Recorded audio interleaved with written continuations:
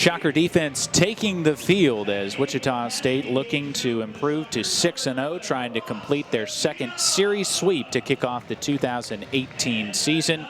And here is the starting lineup for Wichita State. We'll look at the defense that the Shockers will have out there right now, and that's going to feature a couple of new faces. You'll have two guys making their first starts of the season. Ross Cadena, a true freshman behind the plate, takes over for Gunnar Troutwine, and Jacob Gatsby, who is a late defensive replacement in Game 1, takes over at first base. Otherwise, same outfield from left to right. Bohm, Boyer, Ritter around the horn on the infield, and it's all behind Connor Lungwitz, the junior right-hander from Wichita, Kansas. Tim, a guy who is probably in a position where he has to prove himself. The two other starters in Cody Hoyer and Liam Eddy have both put together a couple of quality starts. Connor really struggled down the first weekend in McNeese, lasted just 2 1/3 innings. Is in a position now where he definitely needs one of those bounce-back outings, and the big right-hander certainly has the stuff to deliver just that. Well, this is an important spot, maybe one of the most important spots in a lineup in the rotation for the Shockers across their entire roster, that Sunday starter, the final start of the weekend series, because this is a game you don't want to just hand to teams, obviously, but you want to be able to steal a couple of them as well. And a big part of that is getting a guy who can go out and chew up innings. As you see, he only lasted 2 1/3 against McNeese State in a game that just turned into a bunch of gopher balls flying all over the place. It's on him a little bit here because the Shockers have a pretty well-rested bullpen today. So the more successful Lungwitz is, the more opportunity he's going to get to prove himself. Omaha will send out this starting lineup. They've made a couple of changes to the order as well. Hunter Hughes, who is a pinch hitter in Game 1, is in the lineup batting in the second spot. He's the designated hitter, and then a little bit of shuffling as far as the order goes. Cole Thibodeau dropped from the 2 down to the 9 hole, but a lot of the same cast of characters. For the Mavericks, they will send right-hander Peyton Kinney to the bump in the bottom half of the first inning. But for now, it is Lungwitz against Thomas DeBonville, Hunter Hughes, and Keel Crumweedy, ready to get us underway in Game 2 of the doubleheader, Game 3 of this series. DeBonville was 0 for 4 in the first game of this double dip. Lungwitz will work out of the full windup off the first base side, and he paints a strike on the inside edge, 0-1. Well, whatever questions you have, I think the conversation is going to start around Lungwitz about his ability to get ahead. He's got to work himself into pitchers' counts early and often. DeBonville skies it out into shallow right field. Ritter going out on it. Dugas coming in. He calls off the second baseman and puts it away with a running grab. 1 up and 1 down for the Mavericks here in the top half of the first. And you talk about getting ahead in counts, but also getting out 1 is very important for Connor Lungwitz, who just needs to establish a little bit of a rhythm that he was not able to find down at McNeese. Yeah, and I think a big part of that is, you get to work in situations where you have the leverage, where you are putting the pressure onto the offense to make something happen. And we've seen this weekend so far that's been a recipe for success for the Shocker pitchers. Hoyer's only problems on Saturday were when he fell behind and he allowed guys free passes. Here's Hunter Hughes. And he has worked ahead in the count, 2 balls and no strikes. Hughes came on as a pinch hitter in the 9th inning of Game 1 yesterday, and he struck out looking against Tommy Barnhouse. In there at the knees from Connor Lungwitz, 2 balls and a strike. Should make note that Lungwitz has a really good opportunity today because of the Omaha lineup as well, because they've been very patient the first time through the order in each of the first 2 games of this series. Low, 3 balls and a strike. And you really don't expect them to deviate from that approach. I know there's a couple of different bats in there, but really these are the only 2 left-handed bats, Hughes and then Thibodeau, who got dropped down to the 9 spot, that we've seen from them all weekend against the majority of the right-handed pitching from Wichita State. Hughes looked to be taking all the way, and Lungwitz fills it up, 3-2.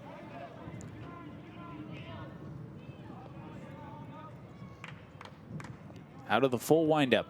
Shockers have changed into the gold tops for Game 2, and Lungwitz missed just inside as Hunter Hughes is the game's first base runner with a 1-out walk, and already looking somewhat similar to Game 1 as Liam Eddy retired the game's first hitter, then ran into some control problems, issued a couple of walks, and eventually righted the ship, but Connor Lungwitz hoping that he can find the strike zone a little bit quicker.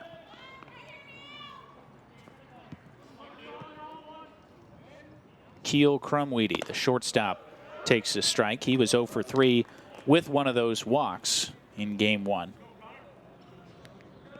And Crumweedy, a guy that Omaha is leaning on a lot in their lineup. They're looking for his experience at the junior college level to transfer and be a power bat in the middle of the lineup.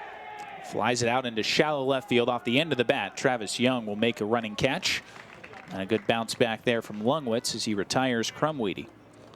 One point I was going to make about that at bat to Hughes, as you see him over on first after the walk, was Lungwitz didn't seem like he was missing by a ton. That 3-2 pitch was just off the plate inside. So there's good signs there, but you want to see him continue to develop that rhythm and continue to be around the plate every time. So here's Ben Polensky. He takes a strike, 0-1. The Polenskys, kind of the first family of Omaha baseball. Ben's father, Jim, played for the Mavericks in the mid-'80s and later served as an assistant coach. His brothers, Caleb and Sam, played for this program as well. 0-1 ran in tight. Looked like Cadena was set up away, and Lungwitz missed all the way on the other side of the plate. Ball and a strike.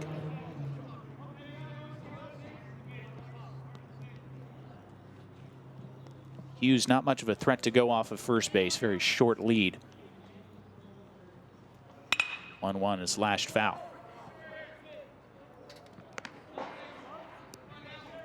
Wichita State trying for their best start to open a season since last year when they began 7-0 with sweeps of Utah Valley, Grand Canyon, and then a midweek victory over this Omaha club.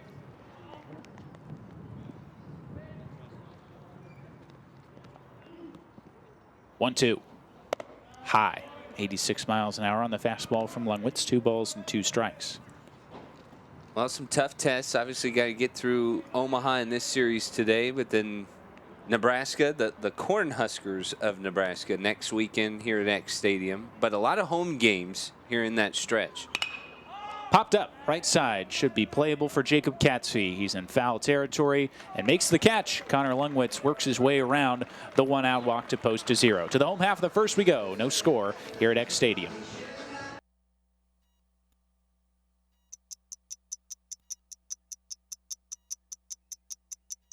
I worked 12-hour shifts at the recycling company with my dad, who's 72. That taught me a work ethic that I carry with me every day.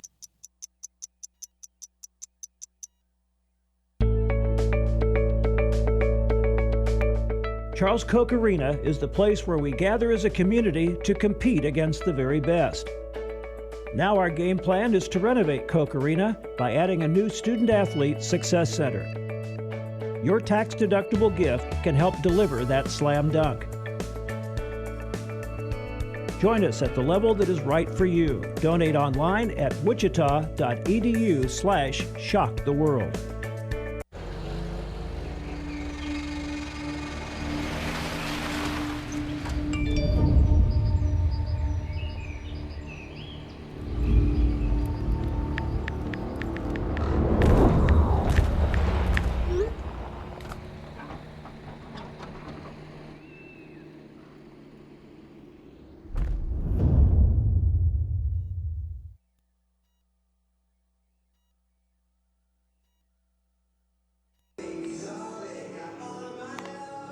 Right-hander Peyton Kinney takes to the bump for Nebraska Omaha as we move into the bottom half of the first. Connor Lungwitz posting a 0 in the top half. And Kinney goes 6'4", 220 pounds, a junior college transfer from Southeast Community College. He was teammates there with his right fielder Ben Polensky, but worked out of the bullpen in the opening weekend for the Mavericks against Northwestern.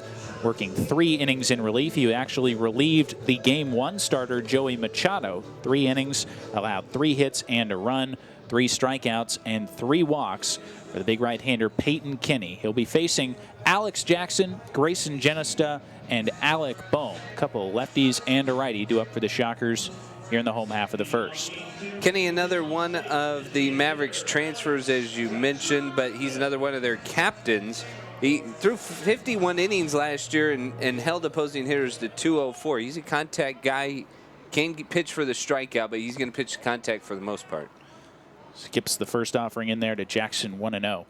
Yeah, by far Omaha's most reliable arm last season. 16 appearances, 3 starts, 3-3 with a 3.88 ERA on a team that had a combined staff ERA right around 7. So Kenny was a rare constant in this Nebraska-Omaha pitching staff. He gets Jackson to wave and miss 1-1. Well, 56 strikeouts in 51 innings is pretty good. You like the strikeout per inning. But at the same time, he's got the stuff that he's going to work through innings too. 86 miles an hour in on the hands. Jackson flicks it over the third base dugout, 1-2. The issue was the free passes. Kenny walked 31 in those 51 innings. Like you said, 204 opponent average, more than a strikeout an inning. Both enthusiastic thumbs up there, but the problem has been staying in the zone. Jackson taps it to the right side, and the underhand flip from Rogers to Kenny covering is in time. Well, expect to see some of that here. This is a ball that's going to get in on Jackson's hands. Rogers gets the comfortable hop. Probably could have taken it himself, but with Jackson's speed, they reward the pitcher for covering. But, you know, you see those numbers, and it kind of doesn't make a ton of sense because he's not a guy, he's not overpowering Kenny. He's not going to run it up in the mid-90s like a lot of the shocker arms that we've talked about. Genesta with a high fly ball into center field. Drifting back on it is Doherty. Shaded his eyes momentarily and makes the catch a step or two in front of the warning track as the first 2 shockers are set down here in the first. How many times this series has Grayson Genesta gone after the first pitch? He's been aggressive. A lot. Especially the first time seeing a guy, he's gone after the first pitch. He's not waited around to see repertoires. He's been aggressive and hacking.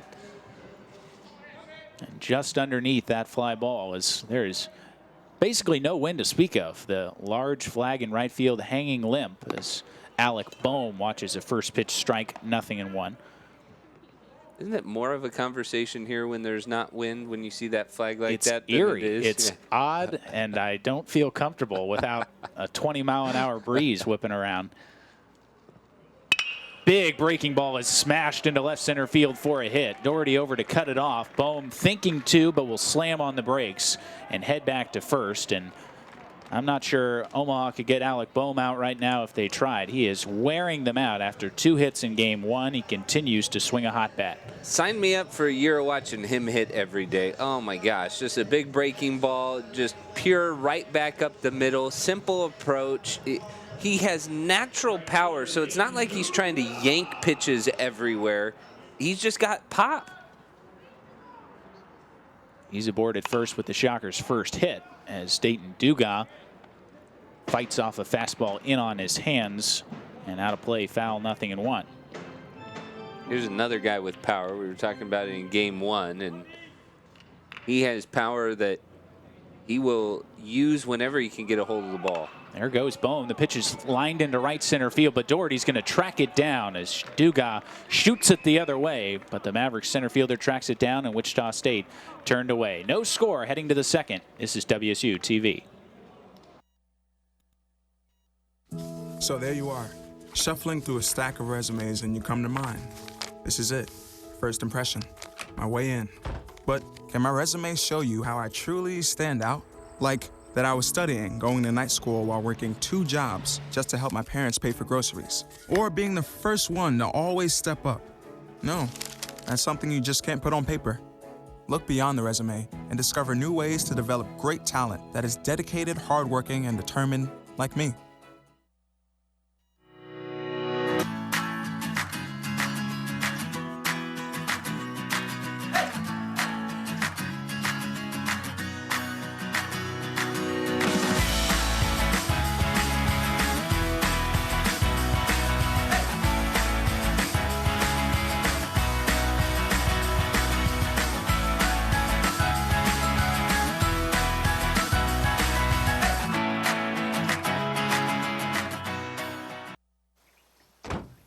When they test you, stand firm and move only when you hear the seatbelt click that says they're buckled in for the drive.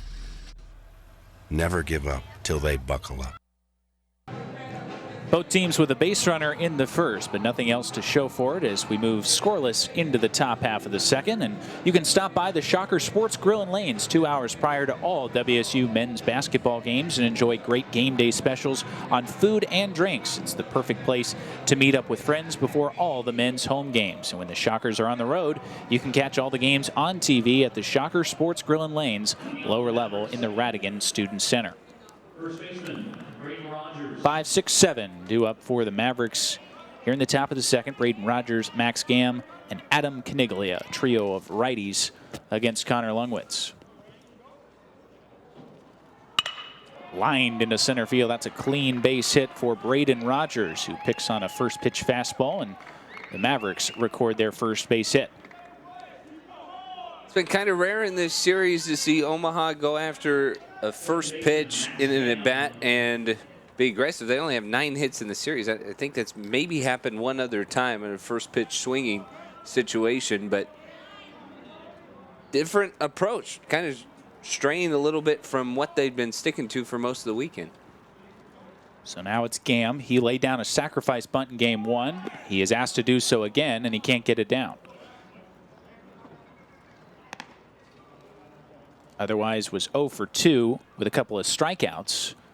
It's kind of been automatic, and this is Gamm, kind of a late show, not quite the sacrifice, just got on top of it. Well, Alec Boehm is playing very in at third base, expecting just that from Max Gamm as Lungwitz comes to an agreement with Cadena. The square, bunt out in front of home plate is a good one. Lungwitz fields with the bare hand and throws to first base in time, but the sacrifice is completed as Rogers moves up to second. Good bunt from Gamm, and as you mentioned, Denning, Boehm was starting about a foot in on the grass, so this ball has to go to the first base side. They make Lungwitz field it, and Gamm able to move the runner over. Omaha's kind of played that to a T, right? When they get the leadoff man aboard, they have been just fine in sacrificing him over immediately this weekend. If they are even or trailing by a single run or ahead, they will almost every time have the hitter square around 1 through 9. That has been a staple of this Omaha program as Caniglia stands in. He flies one into right field. Dugas a couple steps towards the line and now in, having to charge in much faster to make the catch. And that's going to hold Rogers out at second. A good, strong throw in from Dayton Dugas. You know, it's interesting because they've not hit the ball a ton, right? So all of a sudden they're into a situation where they sacrifice the out. They have the runner in scoring position and they're looking for the hit. But you almost take the opportunity of not giving up outs, you would think. And thank you. Yes. Well, let's talk about how sacrifice bunts don't make any sense. We could talk about that the whole game. Right now, part of the problem for Omaha is that they've not had a big hit at all this weekend. I mean, the at-bat from Rogers is probably one of the biggest hits they've had yet, and that was just a leadoff single. Lungwitz first offering to Tyler Doherty stays upstairs 1-0. And I know I'm kind of overlooking the 5th inning that they had yesterday for a minute, but outside of that inning, there weren't many loud hits. So when you're not having that, you got to string together a bunch of hits. It's just a tough approach when you're not producing. I'm not necessarily where you're at on this of when you're not producing hits. Lined into right field, Dugas on. He'll make the catch, and Omaha's leadoff single and sacrifice bunt ploy is turned aside as Connor Lungwitz has worked a couple of scoreless frames. We move to the bottom half of the second. No score here at Eck Stadium on Wsu-tv.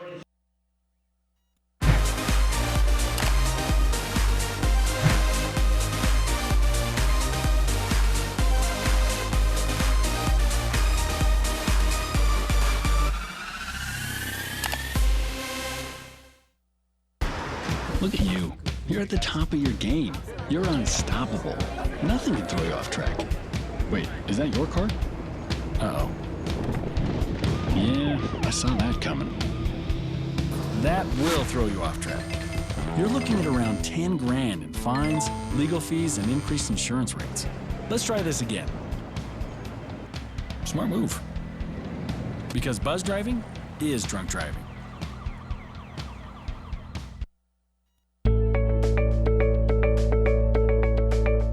Charles Koch Arena is the place where we gather as a community to compete against the very best.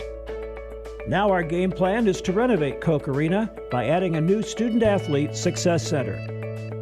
Your tax-deductible gift can help deliver that slam dunk.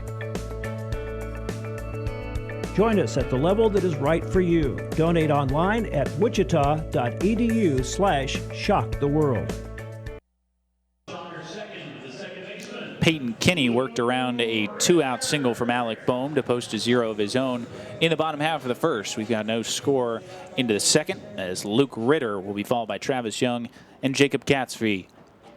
Ritter, first pitch swinging, lines it into right field, but it couldn't be more at Polensky. He has just a couple steps to move over towards the line, and it's 1 pitch, 1 out on a loud line drive from Luke Ritter.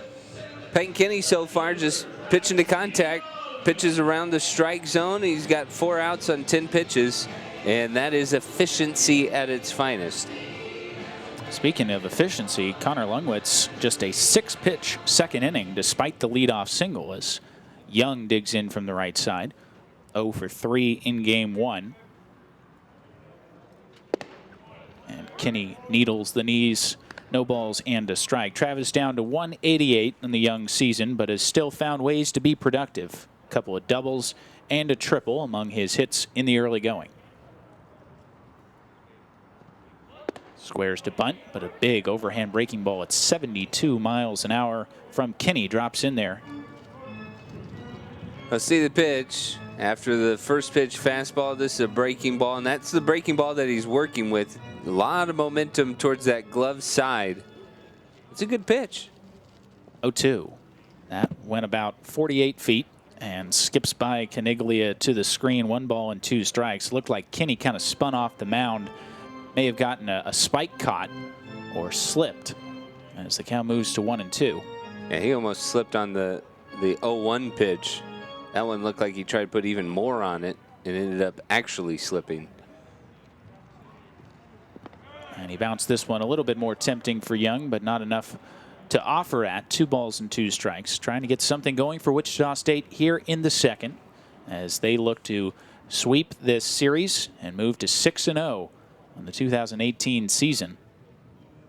Did not have a midweek game this week and won't have one coming up. Swing and a miss. There's the big overhand curveball once again, and Young tempted, waves right through it. Well, he tried to go to that pitch 2 times before and spiked it. This time he's able to get on top of it. Good balance all the way through the pitch, and that's just a great pitch. That is a true 12-6 curveball, almost straight up and down from Peyton Kinney. As Jacob Gatsby will bat from the left side. He's first pitch hacking and cranks it out into deep right field. Polensky on the run, Doherty on the run, and it's Doherty who will make the catch. A step in front of the warning track in deep right center. Good swing from Gatsby, but it's a 1-2-3 frame for Peyton Kinney. To the third, still no score. This is Wsu-tv. Todd's a great guy. I mean, look at him. What a sweetheart.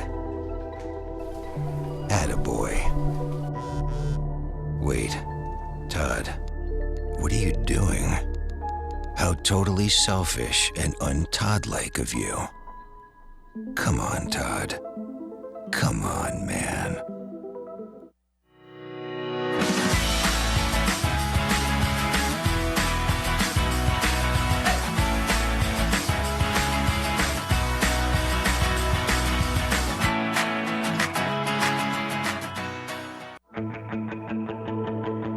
Wichita State University is Shocker Nation. We exceed expectations, push boundaries, seize opportunities, and move boldly ahead. We are student-centered and innovation-driven. It's who we are. Our vision is simple but powerful. Create, innovate, collaborate, and celebrate. With one unifying purpose: to shock the world.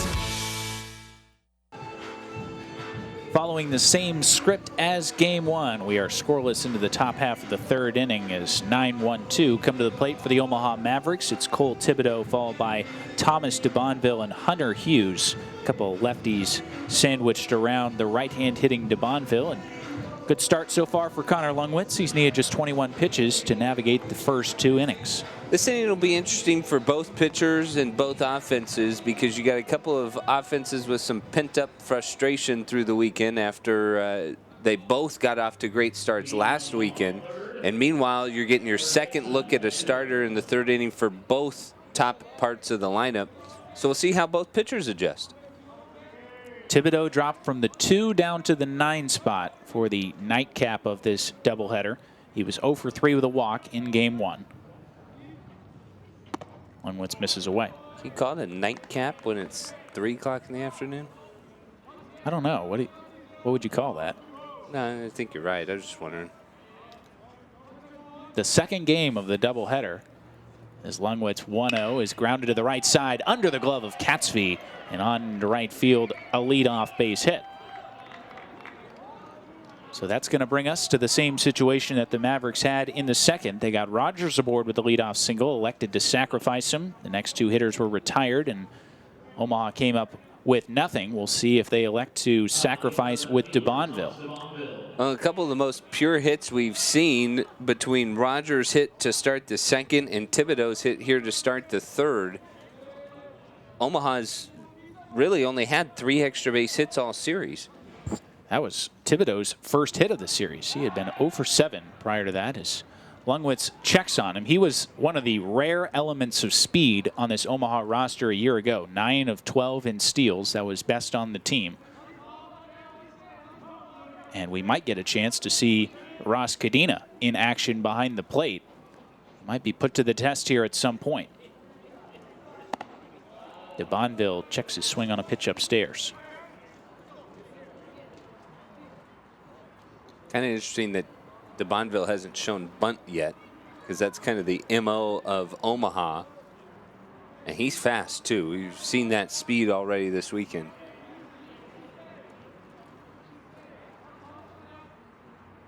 Long pause by Lungwitz, and he grabs the inside edge. And no sign of a bunt yet from DeBonville. Bohm isn't sold, though. He is even at the bag at third. At the very least, respecting the possibility. Like you said, with DeBonville's speed, it may not be a bunt, a sacrifice bunt situation, rather a bunt for a hit. Yeah, late show here. Runner going, and it gets off the glove of Cadena and back to the screen. Thibodeau rounds second base, but he's going to hold on there. Wasn't going to be an easy pitch for Cadena to throw on, but maybe got in a little bit of a hurry.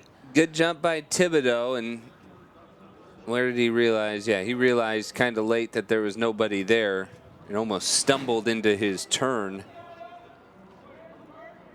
Not that he would have had a shot at going to third anyways.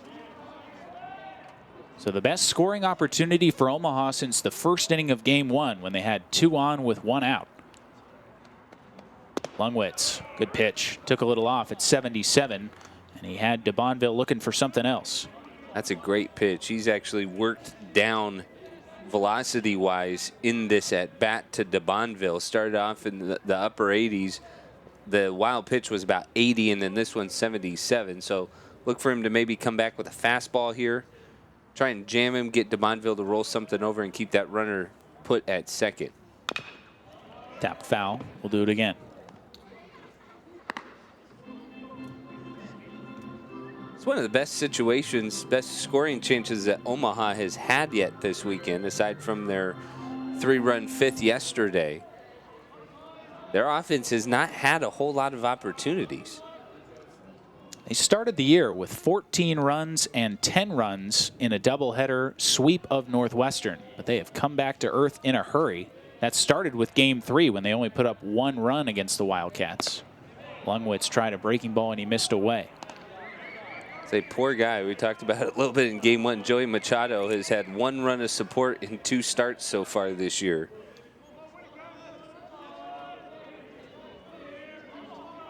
If that was me, I'd go through the clubhouse and say, did I do something? Do I smell? What happened? A big pitch upcoming here for Lungwitz. 3 balls, 2 strikes. Popped up, right side might be playable. Catsby coming over towards the railing. And he's got room, makes the catch just a step or two in front of the Wichita State dugout. A big first out for Connor Lungwitz. Yeah, and a big sigh of relief for Connor Lungwitz, because not only is that exactly the type of out you want, right? Either pop-up, strikeout, or I guess best case scenario that would go for Omaha would be a walk. But those are the things you want to limit it to, right? And keep that runner on second base, but the more outs you can get without that runner advancing, obviously, it works out better. So here's Hughes. Walked his first time up, as Lungwitz tries to work his way around the leadoff single here in the third. Throws strike one. One of the things we absolutely need to do is get a camera shot of the scoreboard right now, because Hunter Hughes has some outstanding facial hair. How would you describe that? What's going on there? It's better than that right there. For team picture day, he went all out. It's mutton chops, right? Those are mixed in there. Pickoff move by Lungwitz, and reading it well is Thibodeau as he dives back in. Well, you can tell. Yeah, there it is. So look at that. Was that? That's a baseball player. Yeah. Baseball player. He has from now the completely 70s. inverted that, as he now only has the goatee action. Looks like he got a haircut too off the top. Big fan of Hunter Hughes right now. Batting with a man aboard and one out here in the top of the third. Just missed the outside edge from Lungwitz at 87. You know, we talked about Machado in the first game, and his mechanics, his motion to the plate looked like it was out of the early 1900s. Hughes' photo looks like he's out of the 1970s. Like, could play for the Yankees. Well, he couldn't play for the Yankees. Too much facial hair. Right? Didn't they have to be clean shaven? That's right. Still do? That's right. 1-1. Late swing at a changeup, and he just tapped it right at home plate. 1-2. Just a freshman, Hunter Hughes, 6 foot 205. He kind of started and stopped on the swing, just barely did get a piece of it. Ended up behind it. Didn't look particularly pleased with himself after that effort, as he will now have to battle against Lungwitz. No strikeouts for the Shocker right-hander as we play here in the top of the third.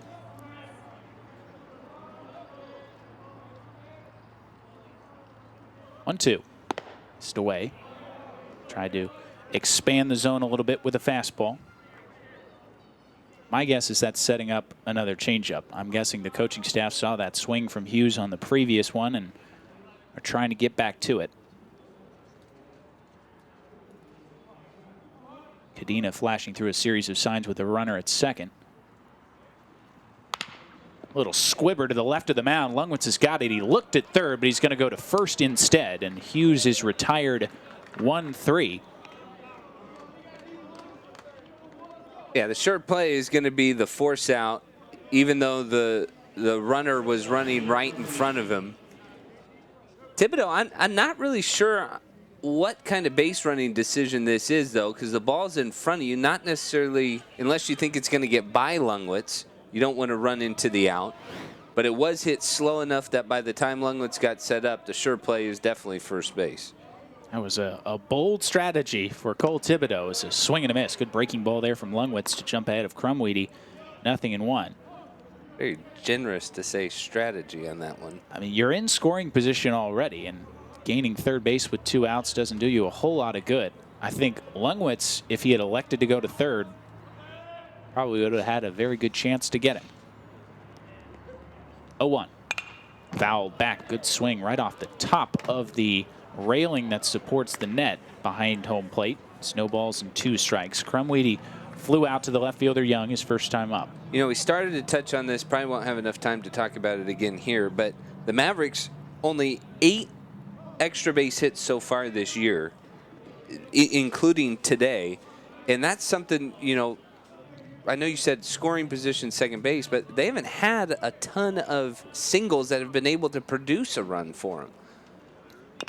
0-2, swing right out in front of the plate. Cadena has got it, throws to first in time, and Connor Lungwitz navigates his way around the leadoff single. To the bottom half of the third we go. Still no score at Eck Stadium. See on page 4 that the projections need to be tornado. Next Thursday? Seriously? Thursday? Can't do that. This is really inconvenient. I have yoga that day. I have no time for this. So. I can't do Thursday, but I can do Friday. Disasters don't plan ahead. You can. Talk to your loved ones about how you're going to be ready in an emergency. Don't wait. Communicate.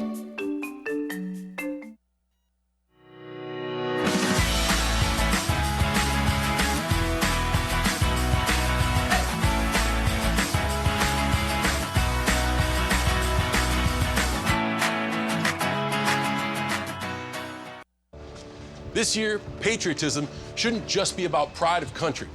It should be about love. Remember that to love America is to love all Americans, because love has no labels.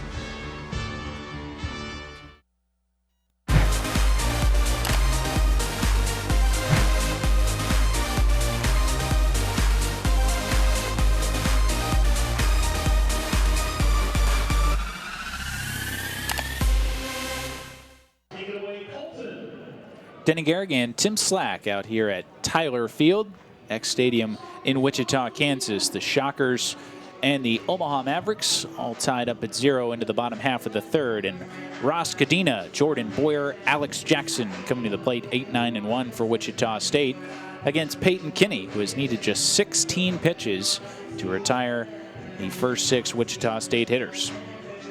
He's been aggressive in the zone. He showed off a pretty good breaking ball as well.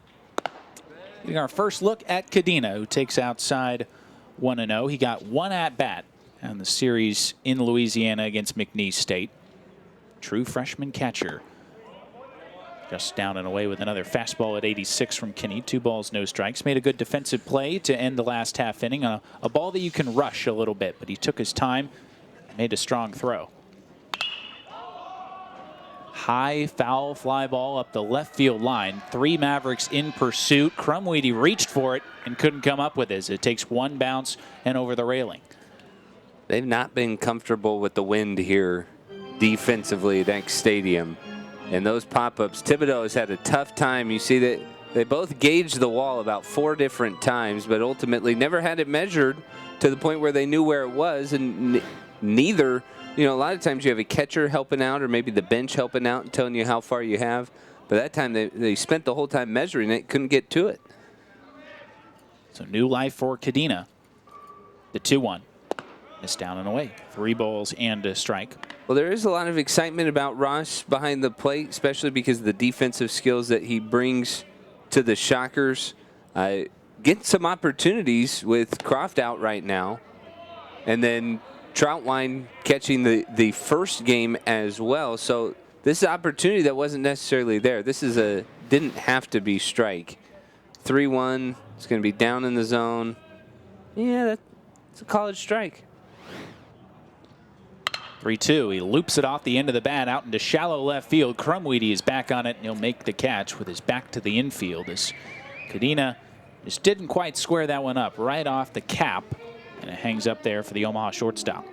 Yeah, that one's a lot easier to deal with as it didn't quite get much height to it. And Crumweedy able to circle back around it.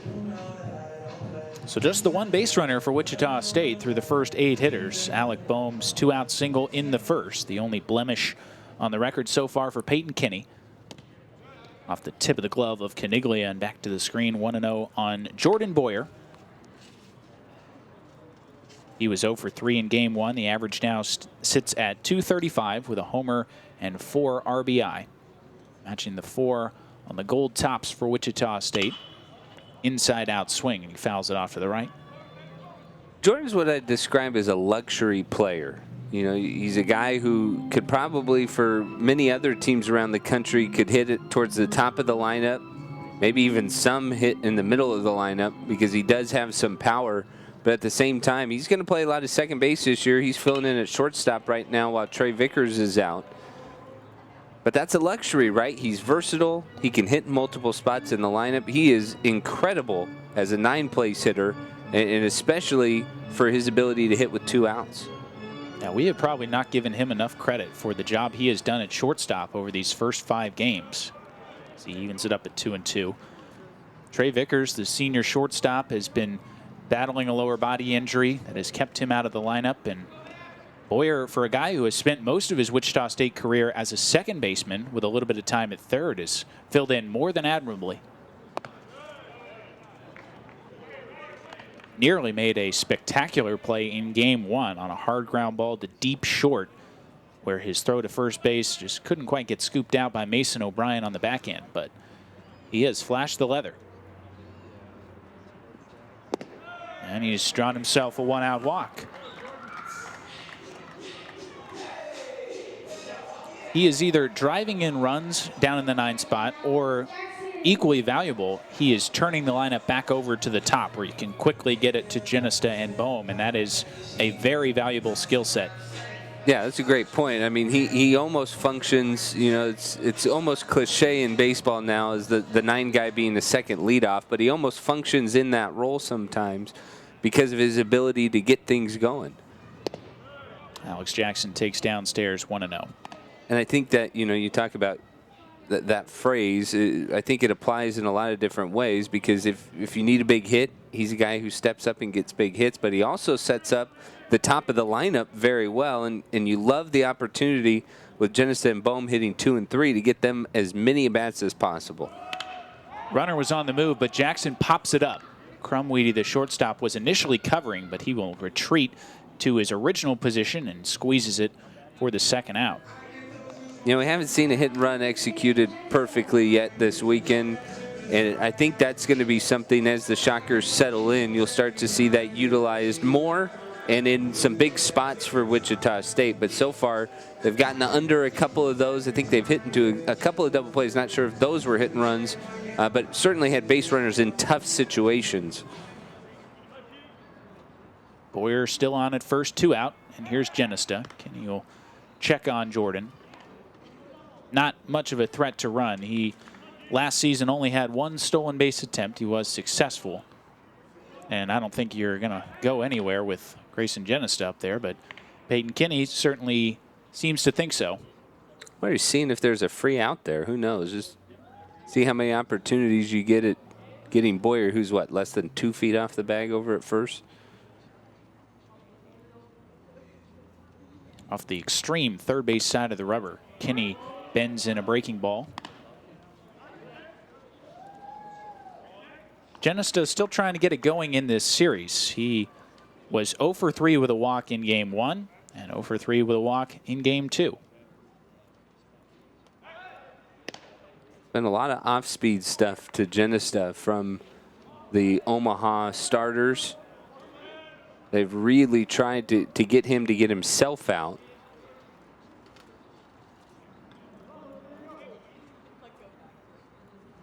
There's another one, and Genesta out in front. Grounds it sharply past first base coach Willie Schwanke, who wanted absolutely nothing to do with that, as the count moves to 0-2. All that gear over there, and just getting out of the way. Hard to blame him, but a little disappointed in Willie. Kenny will make another move over. New base coaches at both first and third for Wichita State this year. Todd Butler has spent a couple games over at third base over the last couple seasons. For the most part, though, it had been Brian Walker who stepped down before this season. Genesta, a little soft liner, is caught by the second baseman Gam, and Wichita State is turned aside here in the bottom half of the third. Onward to the fourth we go. Still no score. It's Wichita State and Omaha on WSU-TV.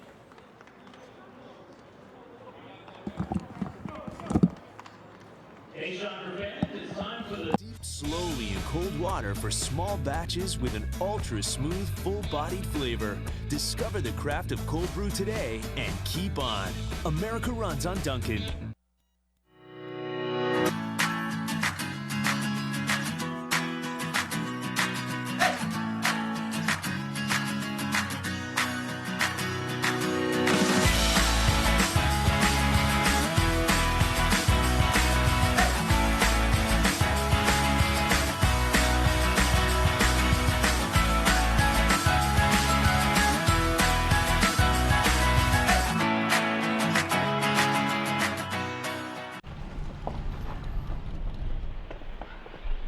Got a quarter?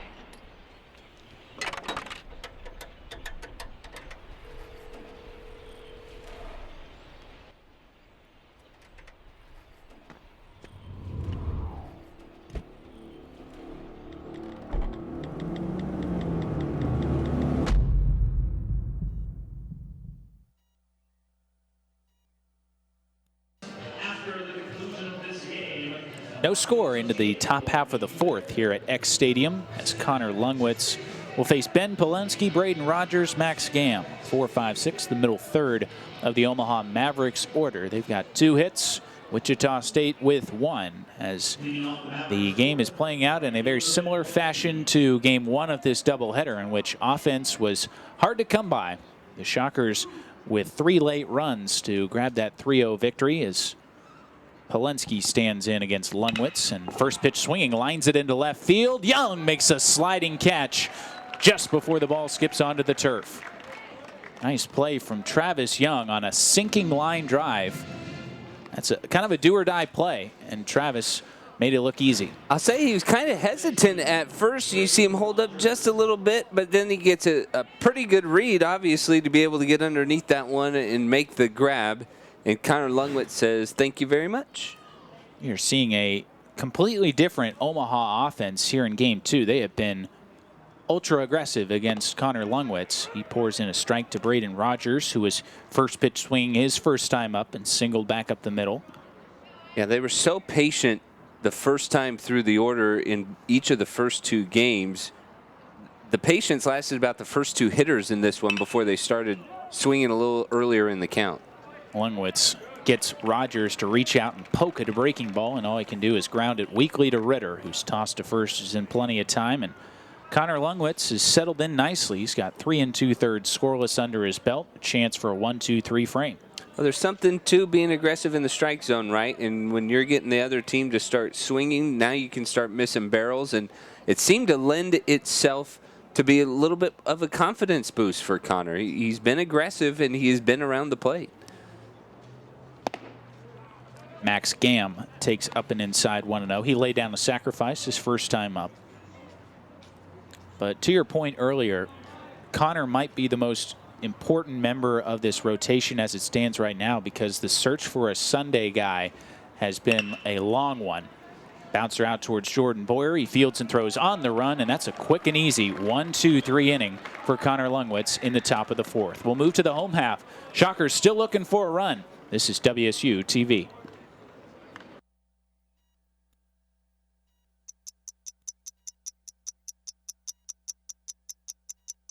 I worked 12-hour shifts at the recycling company with my dad, who's 72. That taught me a work ethic that I carry with me every day.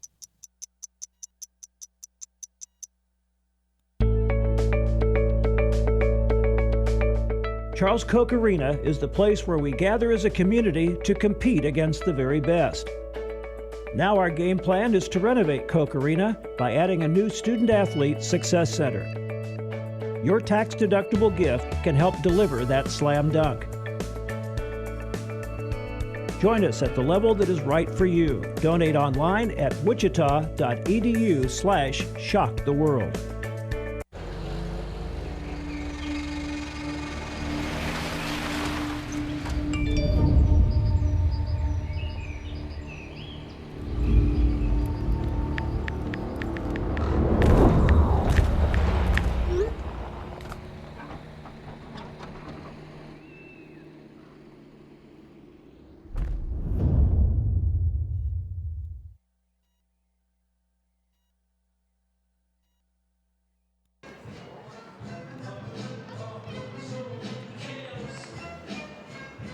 Bottom half of the fourth inning here at Eck Stadium. Shockers with just a single hit through 3 innings against Peyton Kinney. They'll send Alec Boehm, Dayton Dugas, and Luke Ritter, 3, 4, 5, to the plate against the Omaha right-hander. Boehm has that lone base hit. He picked on a hanging breaking ball and smashed a 2-out single in the first. 2 different approaches from Kinney so far with Boehm. He started him off with a curveball before, comes back with a fastball. Just trying to keep Boehm off balance, and that has been a challenge for Omaha because he's swinging it well right now. Hard ground ball foul, 0-2. Most of these Shockers saw Peyton Kinney last year. He pitched in that 8-0 Wichita State win. Went 3 innings, allowed 4 hits and 3 runs with a trio of strikeouts and a walk. Worked in relief in that ball game and was primarily a reliever last year. 13 of his 16 outings came out of the Mavericks bullpen. late swing by Bohm, and he sprays it off the top of the netting. You know, the trend in minor league baseball and professional baseball this year that the Shockers are quite a bit ahead of the curve on is that extended netting down the first base side. You never worry about a foul ball flying off the bat that way. Shockers put that in about 2 years ago, and I got to say, having talked to a bunch of fans who typically sit down that first base line, they are big fans because the ball can get on you in a hurry. Especially the way this field is configured. Low to Bohm, 2 balls and 2 strikes. And the more stadiums that have been built in the last couple of years, right, it's all about fan experience and getting you closer to the action. Well, that means the ball's going to get on you quicker in foul territory as well. Tapper foul, 2 balls, 2 strikes. And I have heard complaints, not necessarily from Wichita State fans, but just from fans in general that, oh, if you put up more protective netting, it'll get in the way of the game. But I think if you just sit there for an inning or two, it's amazing how quickly you stop noticing the netting and that you just start focusing on the game. It is a safety issue, and Wichita State, credit to them, has been ahead of the curve. Bohm flies it out into left center field. Krumwiede is going out. Everybody converging, and eventually the left fielder, DeBonville, had to charge in and make a running catch as it nearly dropped in the Bermuda Triangle there. Well, communication defensively has been a little bit of an issue at times this weekend for Omaha, and that time DeBonville took charge. A lot of times you see the center fielder go all out for that one and call everybody off, but DeBonville has the speed of a center fielder. He's just in a corner out and left. Good first swing from Dayton Duga. He fouls it over our heads, 0-1. He had a nice cut back in the first, lined it to the gap in right center field, but it was tracked down by Doherty to end the frame.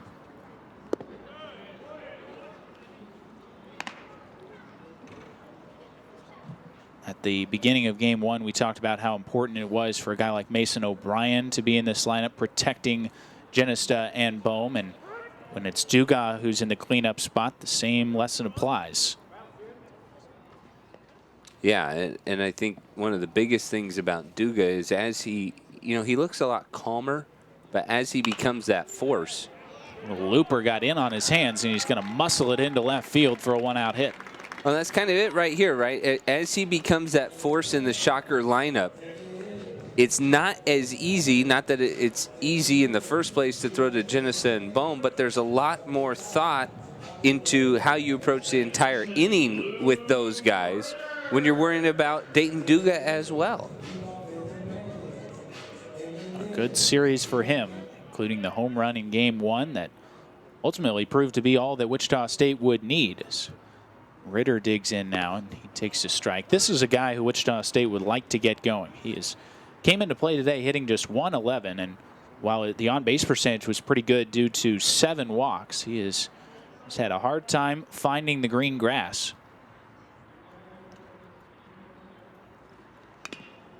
Foul back. He had a great swing his first time up. Was first pitch hacking against Kinney and lined it right at the right fielder Polensky. But look, it just looks kind of like a timing thing right now. I'm not going to say I have it completely diagnosed with him, but sometimes that's a early season struggle for a lot of players. Dugas going, swing and a miss. Throw down by Caniglia is in and out of the glove of the covering shortstop Krumwiede. And so a stolen base, but a strikeout of Ritter means it'll be a runner in scoring position and 2 out for Travis Young. Well, I think that was the hit and run, and that one works out well for Wichita State, all things considered, because Duga got a pretty good jump, but Caniglia's throw, had it been on the money, that could have been a lot worse of a situation, a lot worse of a result. But luckily, Wichita State will take the result there. Well, I'd be surprised if Todd Butler put on a hit and run on 0-2. But I think it was just a close enough pitch. Ritter felt like he had to offer at it, and Duga's a guy who will have the green light at times on the bases. Young takes a fastball upstairs. Travis was the other strikeout victim for Kinney, who has 2 punch-outs the first 3 2/3. Wichita State has done a great job of cutting down on the strikeouts in this series. Only struck out once in game 1, 4 in game 2.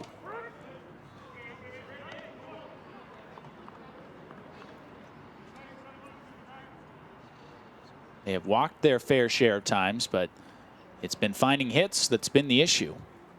They've got 2 wins to show for it, but not a whole lot of offense. Ball and a strike. Big breaking ball grounded up the middle. Crumweedy gets to it behind the bag, throws to first in time. Nice play by the Omaha shortstop Keel Crumweedy to take away a hit and potentially a run. We move onward to the 5th. Still no score at Eck Stadium. This is Wsu-tv.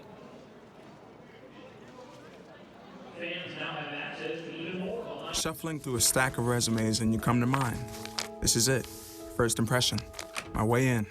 But can my resume show you how I truly stand out?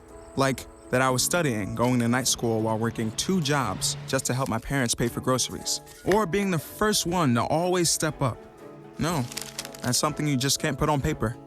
Look beyond the resume and discover new ways to develop great talent that is dedicated, hardworking, and determined like me.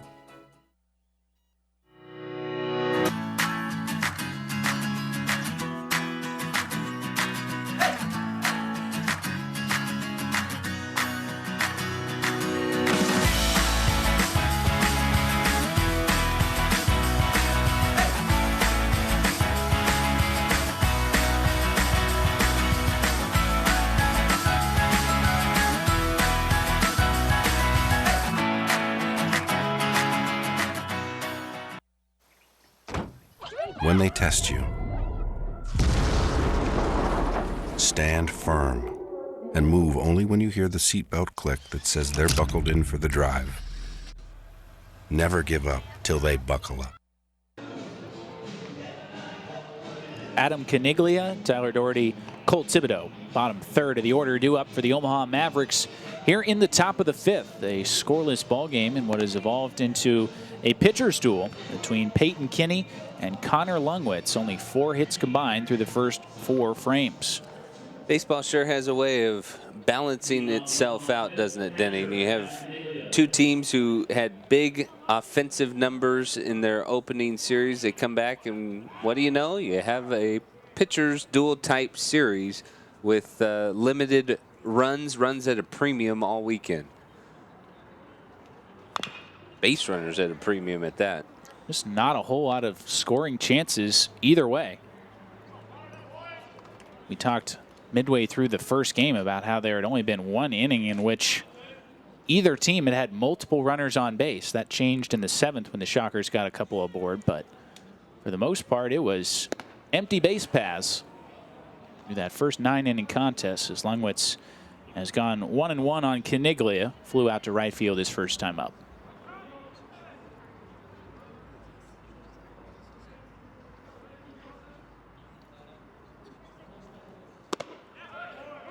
Nice frame from Cadena as he steals a strike at a fastball near the outside edge. This is an advanced skill for a young catcher to stick a pitch like this, present it well to the home plate umpire, in this case Josh Shepis.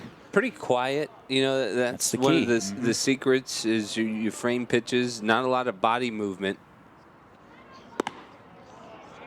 And I think that's something with Ross of, you see him present the target early on, but then he drops the glove and then he moves to the pitch. And that's a strength because that's going to help get you calls. Lungwitz has run it full on Caniglia, 3 balls and 2 strikes. This is a tough guy, and that was a chase type pitch, right? Slider off the plate away. And Caniglia is a tough guy to get to chase. He just seemed to stay in the zone the entire weekend. Oh, got him, and he throws the bat towards the screen. Lungwitz gets Caniglia on strikes to start the 5th, and thankfully everyone is okay as that bat helicoptered its way just to the left of the on-deck circle. Yeah, no batting gloves. That's a scary situation. As you see, the top hand kind of got ahead of the bottom hand. That ends up knocking the bat out of his hand as he ends up chucking it to the screen. Good pitch by Lungwitz, though. First strikeout for Connor, and it's 1 up and 1 down as Tyler Doherty comes to the plate. Oh, that's the curveball, and that is his breaking ball at its best.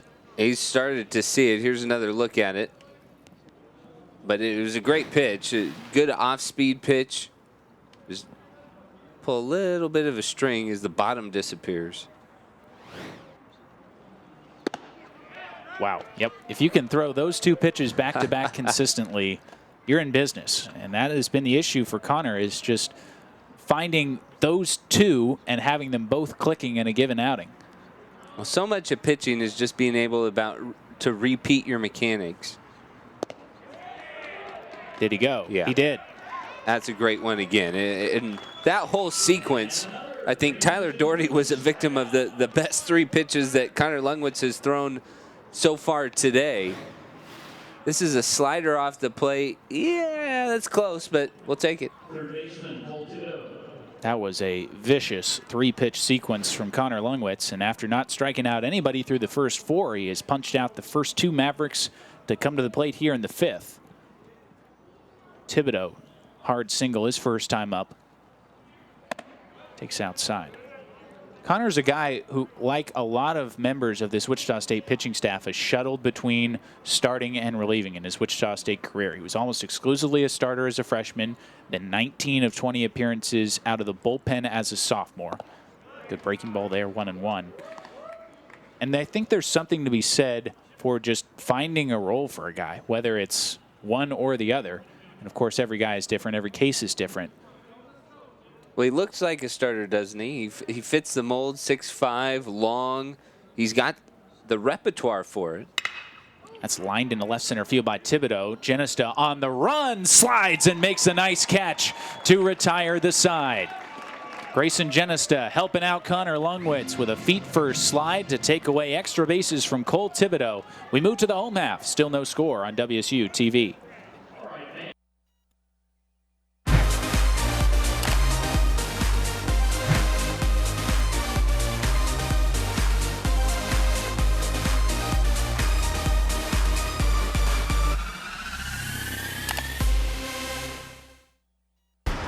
Look at you. You're at the top of your game. You're unstoppable. Nothing can throw you off track. Wait, is that your car? Uh-oh. Yeah, I saw that coming. That will throw you off track. You're looking at around 10 grand in fines, legal fees, and increased insurance rates. Let's try this again. Smart move. Because buzz driving is drunk driving.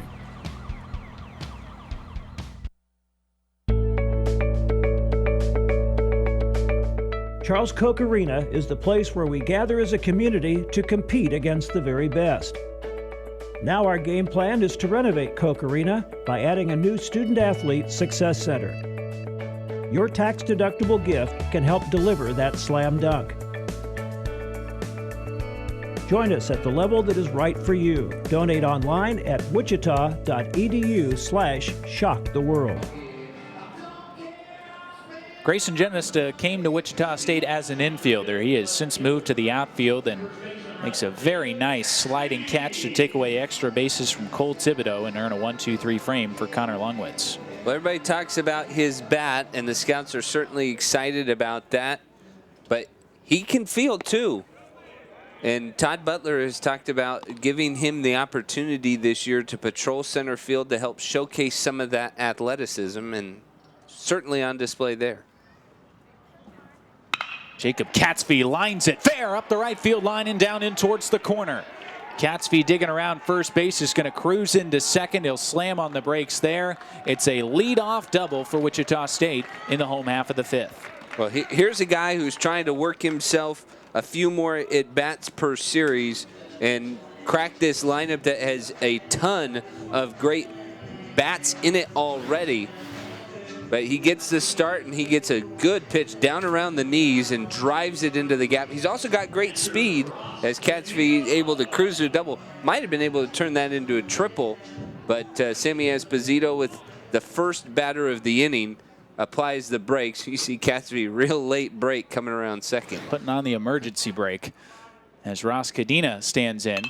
Does not get the sacrifice bunt sign, and instead is swinging away. Loops it foul into the general admissions section off to our right, 0-1. Yeah, I was kind of wondering if you might see that there, but glad to let him see the freshman go out and try and swing and deliver the run himself.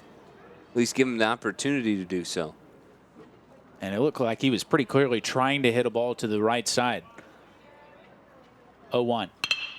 Lines it into center field, but it's at Doherty, who has to come on and makes the catch. Catesby bluffs a tag, but not going anywhere. And Cadena is now 0 for 2. Well, the defenders of the bunt would say that's why you bunt there. But at the same time, I love the move. I love giving the freshman the opportunity to drive the run in or at least move him over. And that ball just hung up. But it's the right approach, the right attack, just unfortunate result. So now it's Jordan Boyer. He battled his way back to draw a walk in the third. That's the lone free pass that Peyton Kinney has handed out.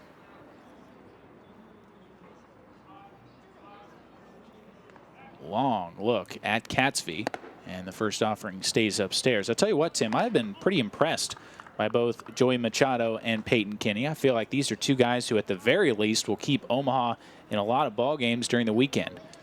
Yeah, they have a good variety of stuff, and they've mixed pitches very well and kept Wichita State off balance. Pitch misses up to Boyer. It's so tough for Omaha playing in the Summit League, just when you know the context of this. It's a 6-team league, and every year it's Oral Roberts. 17 straight regular season titles for them. They've won 18 straight tournament titles. Inside move to second, almost got Catesby, as sneaking in behind was Crumweedy. Pretty good timing there. But Catesby just did get the hand back in underneath the tag.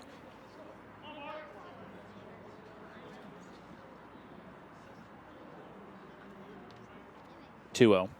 Grounded left side, that's a base hit. Catesby's going to get the wave around third base from Esposito. The throw in is going to be offline and cut off. And Wichita State takes a 1-0 lead on the RBI single from Jordan Boyer. Well, put enough runners in front of Jordan Boyer in scoring position, and he will drive them in. That has been his MO, especially in the last 2 years out of the 9 spot for Wichita State. And this is a pitch right down Broadway, and there is a huge hole. Kind of interesting that they were allowing Crumweedy to stray so far towards second, but that's a great opportunity for Wichita State. Catesby showing off his speed, going 2 bases at a time. Oh, almost showed off a little bit more than that. Pitch in the dirt, Boyer's on the move, and Jordan Boyer's going to have himself a stolen base. So a guy who only had 1 base theft all of last season swipes one here, going first move on Kinney, and he is quickly in scoring position as it's 1-0 on Alex Jackson. Yeah, that was all on Kinney. It was almost like he never paid Boyer any attention, and Boyer was halfway there by the time the ball even bounced in the dirt. Jackson into right center field. That's down for a base hit. Boyer's going to come around to score, and Alex Jackson delivers an RBI single. It's 2-0 Shockers.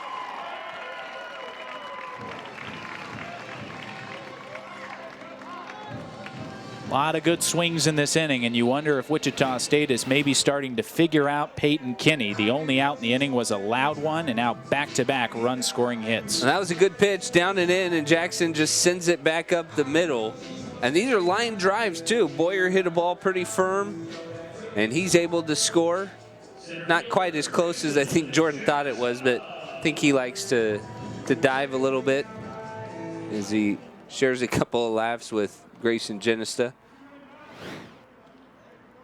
Wouldn't be surprised at all to see Jackson in motion at some point in this at-bat. They'll make a move over, prepared for just that.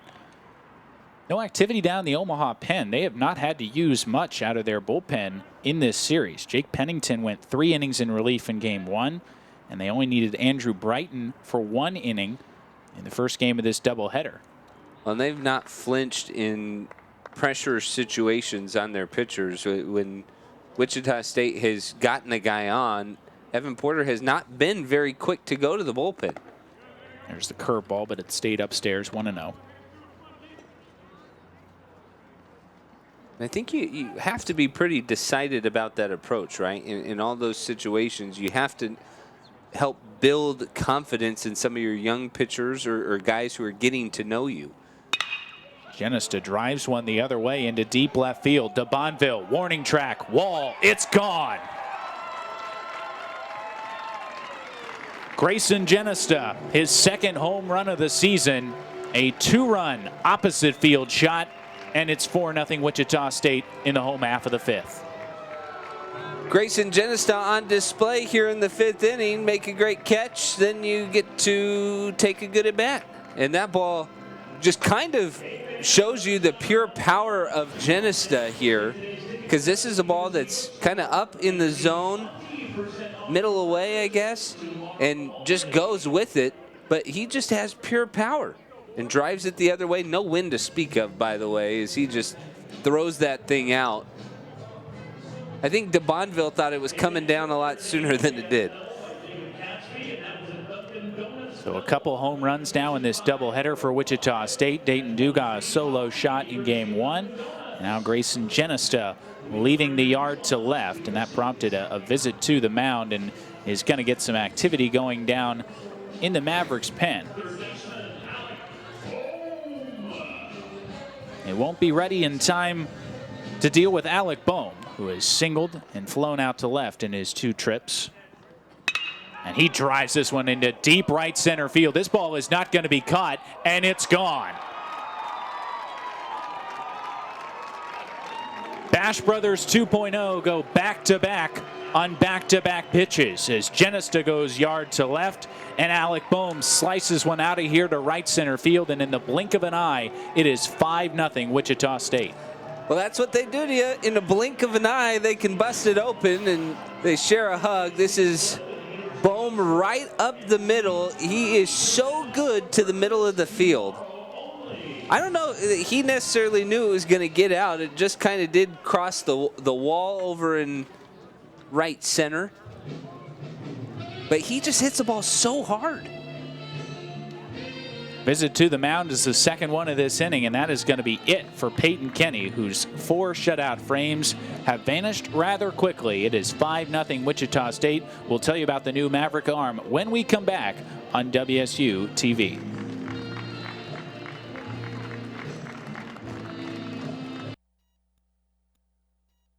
So there you are, shuffling through a stack of resumes and you come to mine. This is it, first impression, my way in. But can my resume show you how I truly stand out? Like that I was studying, going to night school while working 2 jobs just to help my parents pay for groceries. Or being the first one to always step up. No, that's something you just can't put on paper.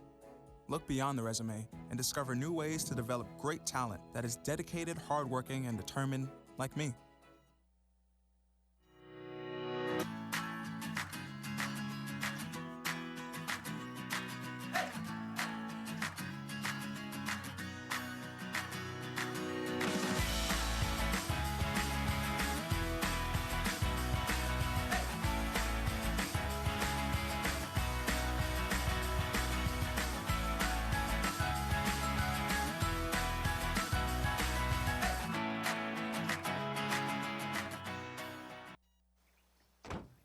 When they test you, stand firm and move only when you hear the seatbelt click that says they're buckled in for the drive. Never give up till they buckle up.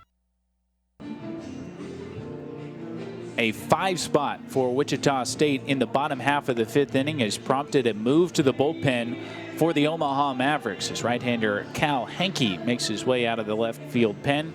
6'3", 215-pound junior who is called upon to try and put out the fire as Wichita State using the long ball. Back-to-back homers from Grayson Genesta and Alec Bohm to turn a scoreless tie into a 5-0 lead.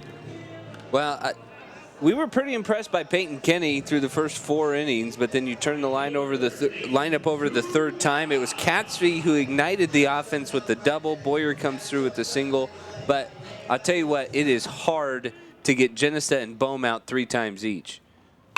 First man that Henke will face is Dayton Dugas. He drives it into right field, backing up Polensky and making the catch a step or 2 in front of the warning track. There are 2 men down. I tell you what, Shocker fans watching are going to want to come out to the ballpark because you hear that sound, you hear the little breath as soon as Dugas made contact with that one, right? And that's the type of atmosphere when you have Genesta, Bohm. I'd put Duga in that group. Mason O'Brien has shown some power, and there are a lot of young guys that we have been watching hit as well. But you see that, and it's really the idea that any of these guys can go deep at any moment. And I would recommend not only come out very early and watch batting practice, because those guys you just mentioned will put on a show. Bring your glove. Ritter has fouled off the first 2 offerings from Henke, and it's no balls and 2 strikes. Second appearance of the season for Henke. He worked in the series against Northwestern. Went 4 innings, allowed just 1 hit and 5 runs. There's Genesta and Bohm. Oh, ouch. Can't imagine that feels great. But Luke's a tough kid, and he'll be back in there with a no ball and 2 strike count.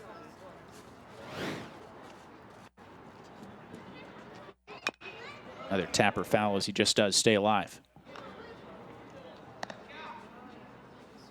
Don't see many batters who don't utilize the Evo shields in one way or another, whether on the elbow, the wrist, or on the ankle. Luke abandoning all 3 of those. And he's down on strikes. A breaking ball from Henke catches the top of the zone, and Wichita State finally retired, but not before they strike for 5 runs. We move to the 6th. It's now 5-0 Shockers on Wsu-tv. So there you are, shuffling through a stack of resumes, and you come to mine. This is it, first impression, my way in. But can my resume show you how I truly stand out? Like that I was studying, going to night school while working 2 jobs just to help my parents pay for groceries. Or being the first one to always step up. No, that's something you just can't put on paper. Look beyond the resume and discover new ways to develop great talent that is dedicated, hardworking, and determined like me.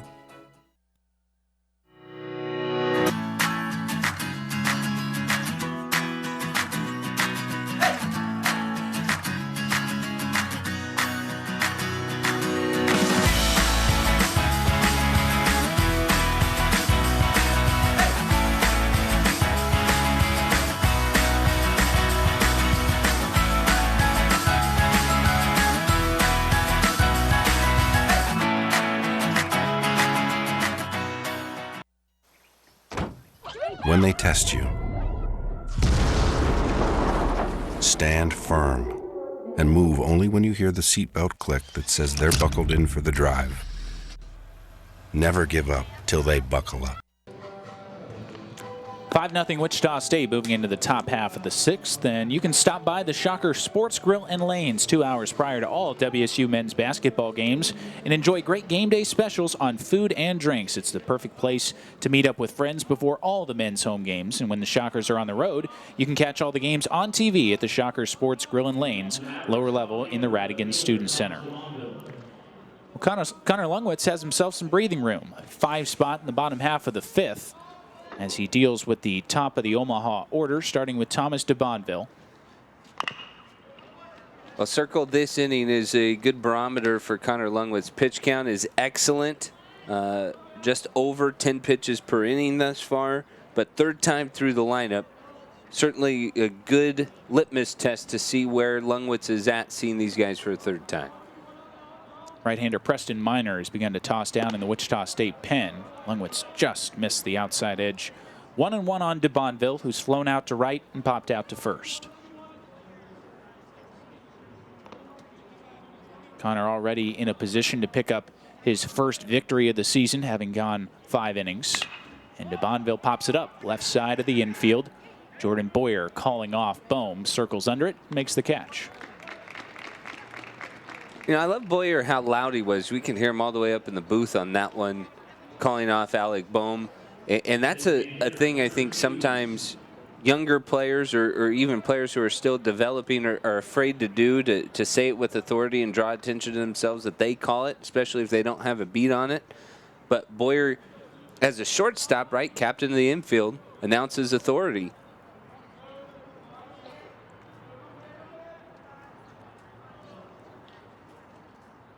Grant Saponchik has finally come off the Omaha bench, pinch hitting, and he's first pitch hacking. He pops it up to the right side, and Jacob Katzvey will make the catch. So Connor Lungwitz needing just 4 pitches to record the first 2 outs here in the 6th. And Tim, we'd been wondering where Grant Saponchik was, the team's best hitter. Didn't start in either one of these games. An all-summit selection last year as a DH, and yet that's his first at-bat for a team that has been struggling to score runs. Not necessarily, I guess part of our question has to be just why. It's not like we have a whole lot of information as to why they'd go away from him, a guy who has swung it well consistently. Keel Crumweedy, the only thing standing between Connor Lungwitz and another 1-2-3 inning. He has set down the last 11 that he has faced as he skips a breaking ball in. Last man to reach was Thibodeau with the leadoff single in the 3rd. He then retired the next 3 and has tossed 1-2-3 frames in the 4th and 5th.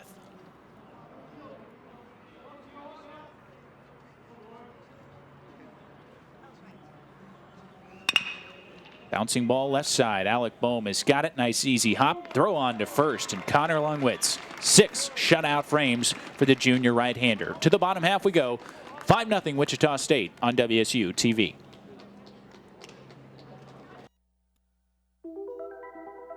Todd's a great guy. I mean, look at him. What a sweetheart. Attaboy. Wait, Todd, what are you doing? How totally selfish and un-Todd-like of you. Come on, Todd. Come on, man.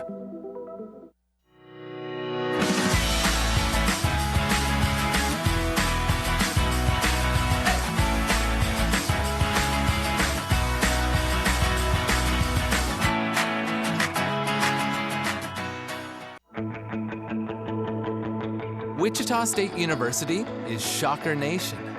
We exceed expectations, push boundaries, seize opportunities, and move boldly ahead. We are student-centered and innovation-driven.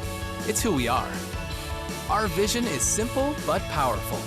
Create, innovate, collaborate, and celebrate. With one unifying purpose: to shock the world. Cal Henke retired both batters that he faced after coming on in the 5th. He will stay on to work the bottom half of the 6th, with Wichita State in control by the score of 5-0. And he'll be facing 6, 7, 8 Travis Young, Jacob Katzby, and Ross Cadena. After Wichita State put an exclamation point on the bottom half of the 5th, home runs from Grayson Genesta and Alec Boehm on back-to-back pitches. And then Connor Lungwitz with that shutdown inning that coaches love to talk about. A very quick 7-pitch, 1-2-3 top of the 6th. It was good for the Shocker fans, too, in that bottom of the 5th to get to see the power display. Both Boehm and Genesta going back-to-back, and then a couple of big hits from Katzby. And Alex Jackson hit a ball hard as well. Jordan Boyer. There's a lot of good swings in that inning. 2 of the 3 outs, Duga and Cadena, were both well struck to the outfield. Travis Young is 0 for 2. He has struck out swinging and bounced to short. Foul tips it into the mid of Caniglia. You know, I think ultimately Todd Butler would be very happy if this is what a quiet offensive weekend looks like for Wichita State. Put up 5 runs. Game 1 today with 3 runs. Just missed away. 2 balls and a strike. Here's that pitch again from Henke. And outer part of the plate. Good little drop to it. But started, really put on the edge and fell off. Henke's a guy who's alternated between the starting rotation and the bullpen during his time in Omaha. 6 appearances, 1 start as a freshman, 13 appearances, 4 starts as a sophomore. And then started in the opening weekend against Northwestern. Young with a late emergency hack, grounds it sharply foul. That's the hardest thrower we've seen from Omaha yet. Henke running it up about 91, as they've mostly been in the upper 80s throughout the weekend. I still can't get over the fact that he allowed 5 runs on 1 hit in 4 innings against Northwestern. That is tough to do. Bouncer up the middle. Hankey falls down, but he gloves it. And his underhand flip is a little high, but gloved. And Young is retired. That was an adventure pretty much from the get-go, but Hankey's got himself an out to show for it. Yeah, let's take a look at this one more time. Is kind of catches him more than he catches it on the comebacker as he was going down all the way. Good self-defense move, but then turns around, and Rogers just does get down, just barely. That one even closer with that look than it looked in real time. It looked pretty close. Jacob Katzfee started the 5-run inning, lining a double into the right field corner. He came around to score on Boyer's single. That was all against the starter, Peyton Kinney, who was on the hook for the loss. 74-mile-an-hour curveball from Hankey drops in there 1-1. Well, Shockers have a pretty deep roster, but they also have a lot of guys entrenched, and that happens whenever you bring back as many starters from a year before as you do. But Jacob Katzfee is a guy, you know, you look at what he brings to the table. He's quick. He can play the outfield, plays first base. He hits. It seems like he hits in whatever situation, but just trying to make the most of the opportunity given to him in this start. Big cut and a miss, 2-2. He had a great summer down in Florida playing for the Winter Park Diamond Dogs. He was an all-star down there. And, of course, playing first base, which Todd Butler has asked that he make that move positionally. Led that league in home runs, though, over the summer with 7. So he fouls that one off to stay alive at 2-2. I was going to say kudos for dropping in the Winter Park Diamond Dogs, but the fact that you have the home run leader from that league stat in there, you deserve a standing ovation for that one. Way up and away to Katzfee. 3 balls and 2 strikes. Well, if you're not following your Florida college summer baseball, what are you doing with your time, really? This is a quick pitch here. Hankey just jumped right to it, and you didn't quite get to see. He pretty much went straight and a little more deliberate with the offering this time on 3-2, and he gets Katzfee to wave through it for the second out of the frame. First 2 retired for Wichita State here in the 6th.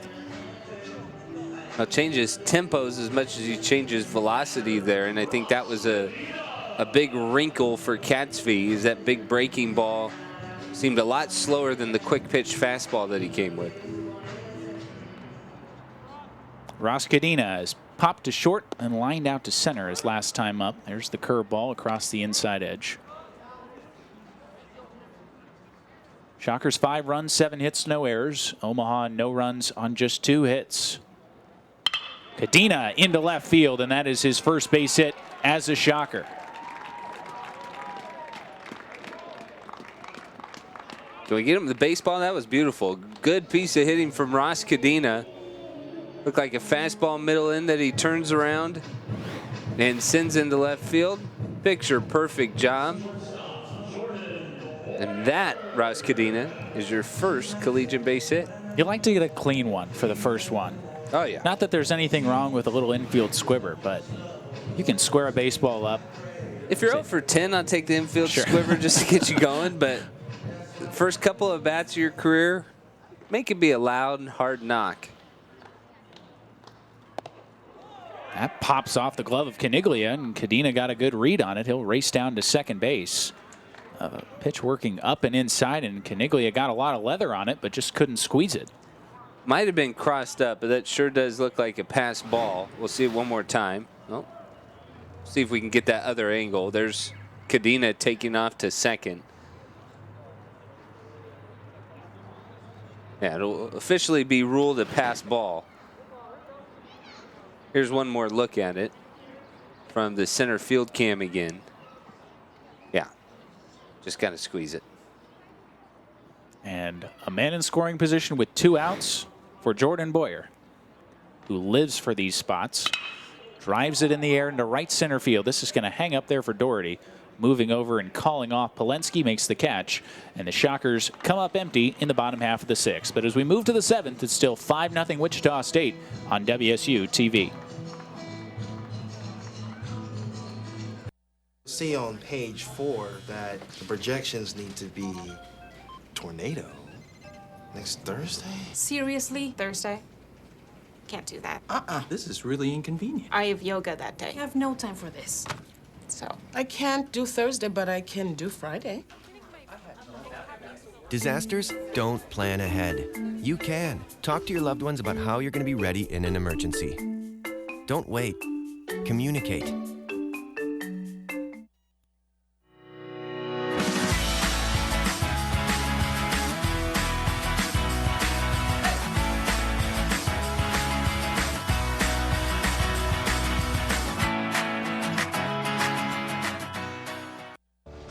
This year, patriotism shouldn't just be about pride of country. It should be about love. Remember that to love America is to love all Americans, because love has no labels.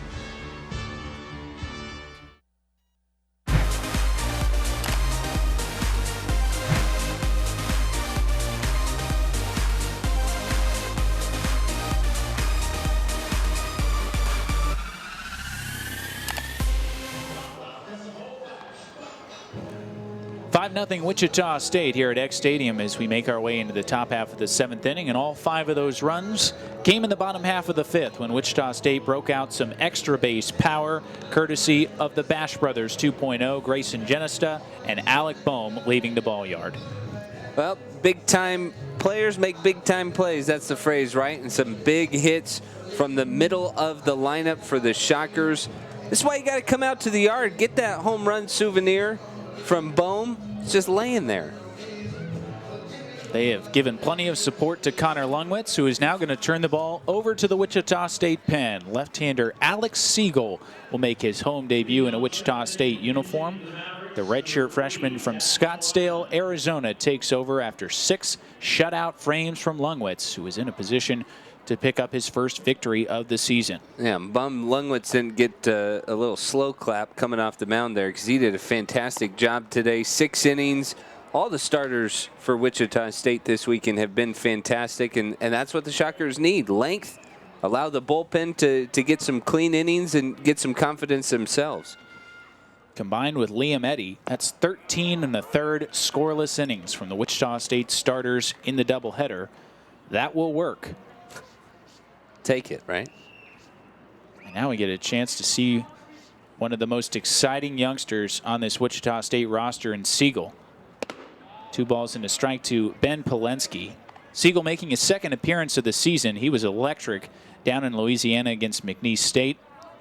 Worked a scoreless inning and a third with 3 strikeouts. No hits allowed and 1 walk. There's a strike, 2-2. Well, a lot of talk about Siegel and his ability. Tall lefty.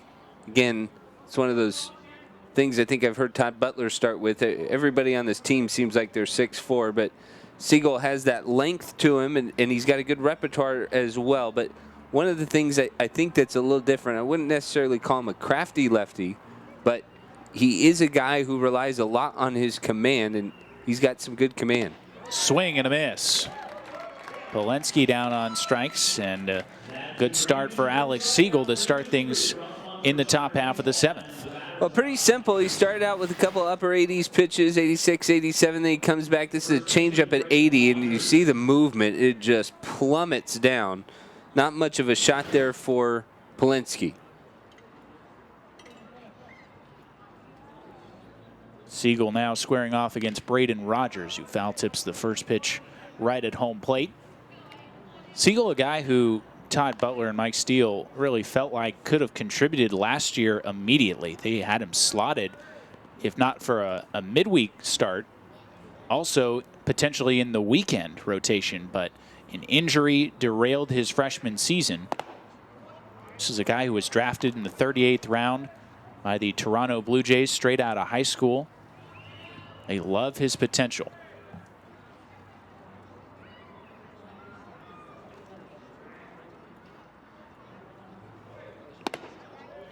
Just missed the edge. 2-1 to Rogers, who is singled and grounded out to second. A big part of that potential with Siegel seems like it's his mechanics as well. It seems like even for a righty, tough to pick up the ball coming out of his hand. Hides it so well. Rogers, look out, chops it onto the roof of the Omaha dugout. Camera guy under duress, but it looks like everyone's okay. 2 balls, 2 strikes.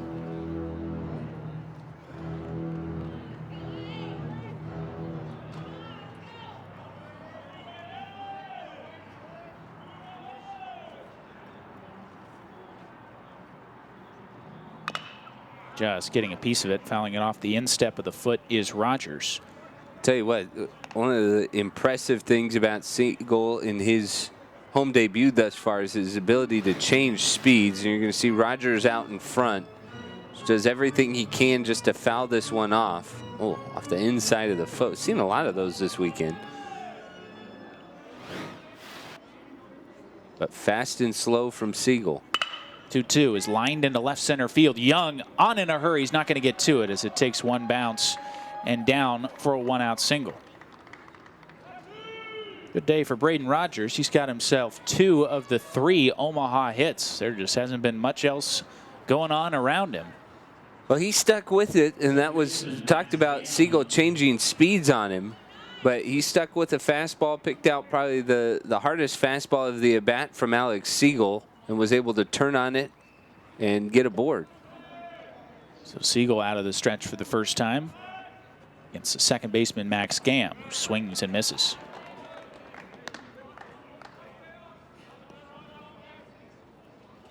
Shockers trying to move to 6-0 on the 2018 season.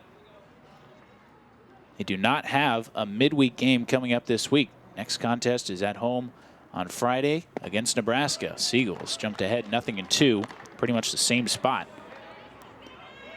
Kind of a similar setup to last week, right? No midweek game, nothing to take them out of their routine or rotation at all. And it kind of seems like they've taken advantage of it in terms of focusing on the weekend series. Just getting a piece of it, throwing everything at it, including the bat, was Gamm, and looked like he got a piece of home plate umpire Josh Shepis as well. Yeah, that was going all out. Where did the bat end up going? Comes around, hits Cadena at the back of the glove. So the ball ended up hitting the home plate umpire. Good feel from Ross Cadena. He goes out to the mound to give Josh Shepis a minute or 2. I love that unspoken relationship between catcher and home plate umpire, where you've got a ball that kicks up and gets the catcher in an unprotected area. Home plate umpire walks the ball out to the mound. Ball nicks the umpire. Catcher walks the ball out to the mound. It is unspoken and beautiful at the same time. Flown foul off to the right field side as Gamm continues to battle. You're the 2 guys in the worst spot in the ballpark. I mean, you got everything coming at you, and no matter how much protection you have, it still hurts.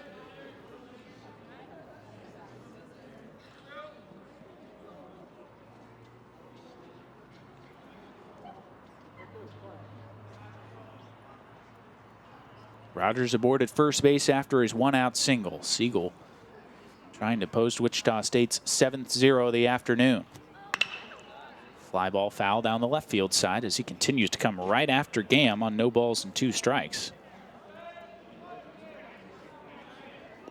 Omaha has an interesting schedule coming up. They will start their year with 16 straight games away from home. And as Tim told you, they'll be in action again tomorrow up in Lawrence against the Kansas Jayhawks. Ground ball is fair up the third base line and moving down towards the corner. Making his way around second, heading to third is Rogers, and pulling into second with a stand-up double is Gamm. And the Mavericks with a couple men in scoring position with 1 out here in the 7th. Well, Gamm's been a pesky out all weekend, and he has done a lot of little things as well, being willing to lay down bunts. That time, he just fought through the entire at-bat, and there's enough room down the third base line with Bohm kind of shaded more towards second at double play depth. That ball gets through, and now Omaha's best shot since the 5th inning of game 1. Excuse me, of yesterday. Mavericks are going to pinch hit here as Henry Wittrin will come off the bench. Left-hand hitting catcher against Siegel. He'll bounce it to the left side. That's going to get a run home. Boyer's throw to first is in time. So an RBI ground out for Wittrin will score Rogers, and it's 5-1. Well, steps up in his first at bat, first opportunity to do something, and gets the job done. Gets Omaha on the board. This is just a pitch that jammed him, it looked like. Wasn't able to really get the bat head out and extended, but a little chopper, and Omaha's on the board for the first time today. So the one-out single comes home to roost, and Gam moves up to third on the ground ball. And looks like the Mavericks are going to go to their bench once again as Parker Schmeckel will pinch hit here for Tyler Doherty. He'll finish 0 for 2 with a line out and a strikeout. Forgot to mention the hitter leading off this inning. It was not Ben Polinsky, but rather another pinch hitter as Jack Kalina led off this frame. There's a strike from Siegel, 0-1. So expect a lot of defensive changes for the Mavericks in the bottom half of this inning. Yeah, I was going to say, my mistake. I noticed that Kalina was up when he was in the dugout after he'd already ended the at-bat. Tap foul right at home plate, 0-2. You know, an interesting thing is we were kind of looking for this. We'll see Schmeckel foul this one off. Just on top of it, off the foot again.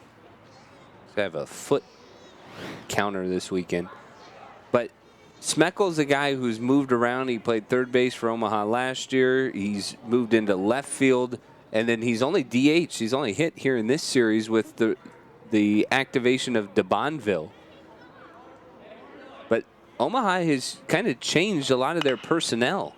Speared by Siegel. A big frame helping him out there as he's able to flip to Gatsby and retire the side. The Mavericks get on the board with one, but it's still 5-1 Wichita State as we stretch them out here at Eck Stadium. You're watching Wsu-tv. See on page 4 that the projections need to be tornado next Thursday. Seriously? Thursday? Can't do that. This is really inconvenient. I have yoga that day. I have no time for this. So I can't do Thursday, but I can do Friday. Disasters don't plan ahead. You can. Talk to your loved ones about how you're going to be ready in an emergency. Don't wait. Communicate.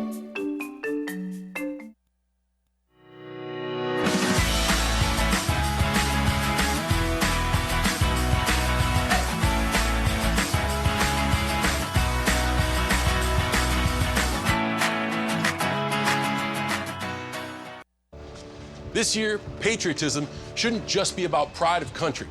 It should be about love. Remember that to love America is to love all Americans, because love has no labels.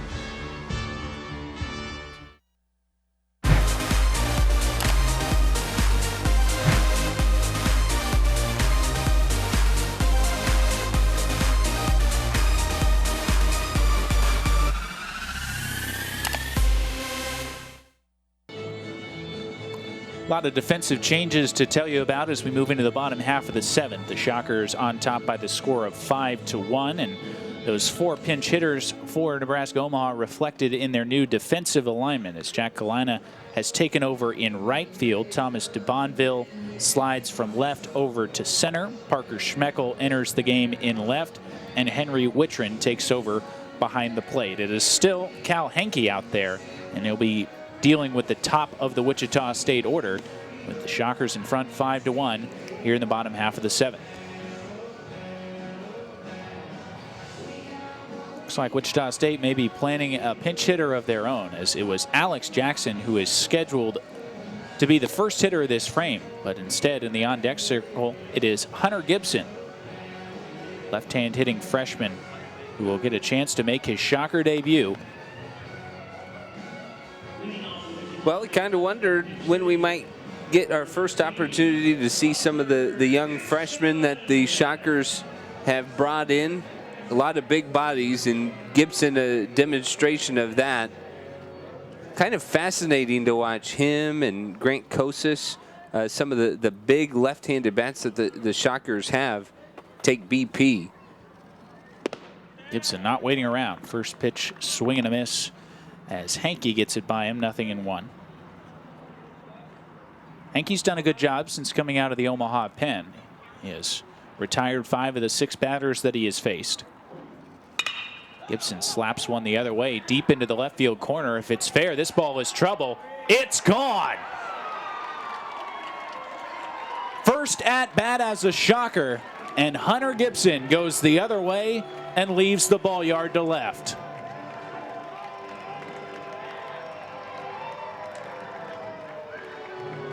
Have a debut, kid.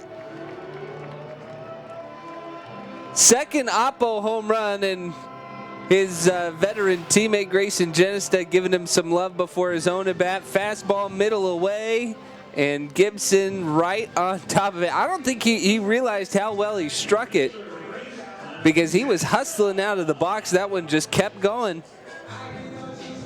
Very cool to see. I believe that is the first debut home run since some guy named Alec Boehm did it in his first at-bat as a shocker.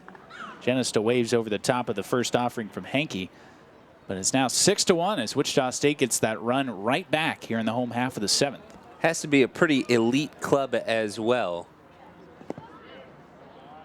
And if not just elite, exclusive on guys who've been able to homer in their shocker debuts. On just the second pitch. Welcome aboard, Hunter Gibson.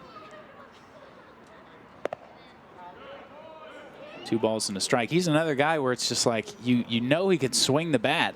Where are you going to find the at-bats for him? There's just so much talent in this lineup, and especially at the positions where he is going to be typically slotted. There's a strike, 2-2. Well, there's a ton of power, too. I mean, you look at it, and for a freshman, he kind of looks like Grayson Genesta a little bit. I mean, you have the same type of size, similar profiles. To the left side, gobbled up there by Crumweedy, and his throw to first gets Genesta. And trust me, I'm not saying it's identical, but you have a lot of guys with power from the left side. Have a lot of guys who play first, play the corners.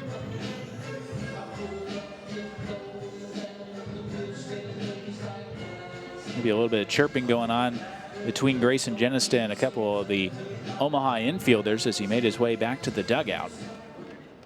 Alec Boehm stands in now with 1 out, nobody aboard. Big swing and no contact. Been a frustrating series for Omaha, and you could see how those frustrations would start to boil over just a little bit as we make our way into the later innings of Game 3. Running out of outs to prevent a series sweep. Hankey just missed downstairs, 1-1.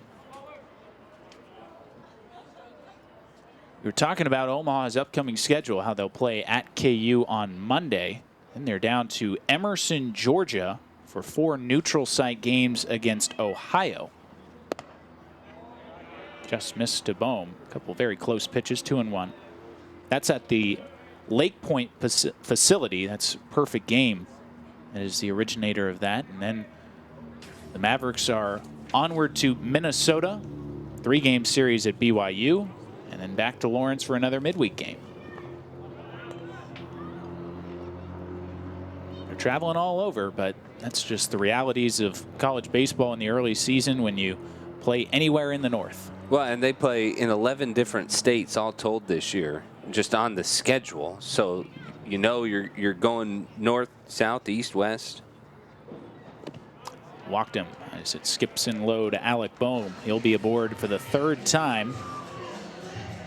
And Wichita State trying to add on here in the bottom half of the 7th inning. Now 6 runs on 9 hits for the Shockers. Dayton Duga to the plate now. He is lined out to center field, singled, and flown out to right his last time up. You know, just to circle back to some of those frustrations that you were talking about, this is the 15th meeting all time between Omaha and Wichita State. The second game of this doubleheader, and up until today, Omaha had the lead in the series. It kind of feels like one of those things. Omaha, just kind of a recent transfer to Division I as well. But it's one of those things where you kind of, when you lose a feeling against a team, as I think Omaha has, it had a lot of success, had some weird games in the past against the Shockers where they were able to pick up some victories. But when you lose that feeling, sometimes that kind of adds a little fuel to the fire, you know, as frustrating as the series has probably been for them by itself anyways. Well, they're picked 5th in the 6-team Summit League this year, and I'd imagine that was a pretty hard prediction to make considering it's largely a new team. Dugas stays alive at 0-2. Well, and I was mentioning as Schmeckel hit last inning, you know, not only are there a lot of new guys in the lineup, a lot of the guys who are returning have changed their roles quite a bit. Nobody is really in the same spot as they were from a year ago, so it's almost like a completely new team. Dugas down to third base.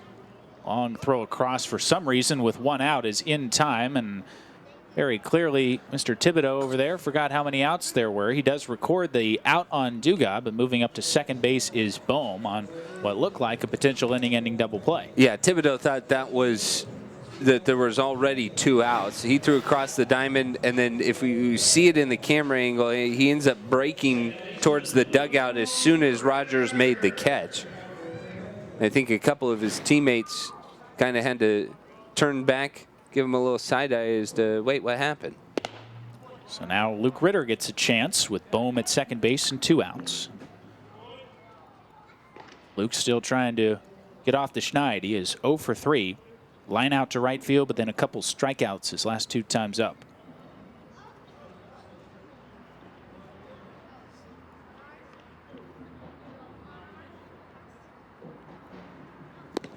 Went too far on a breaking ball down. No balls and 2 strikes. Well, Omaha has had a pretty good plan, especially on the mound against the Shockers today. Of course, sometimes you run into a team that is as hot as Wichita State, and it doesn't really matter how good of a plan you have, as we've seen the Shockers hit out a couple of good pitches today. And there's strike 3. So Luke Ritter down on strikes, but Wichita State adds another on the solo home run from Hunter Gibson. We move to the top of the 8th. It's 6-1 Shockers on WSU-TV.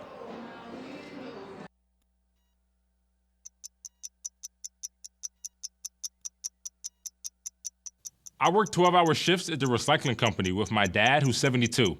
That taught me a work ethic that I carry with me every day.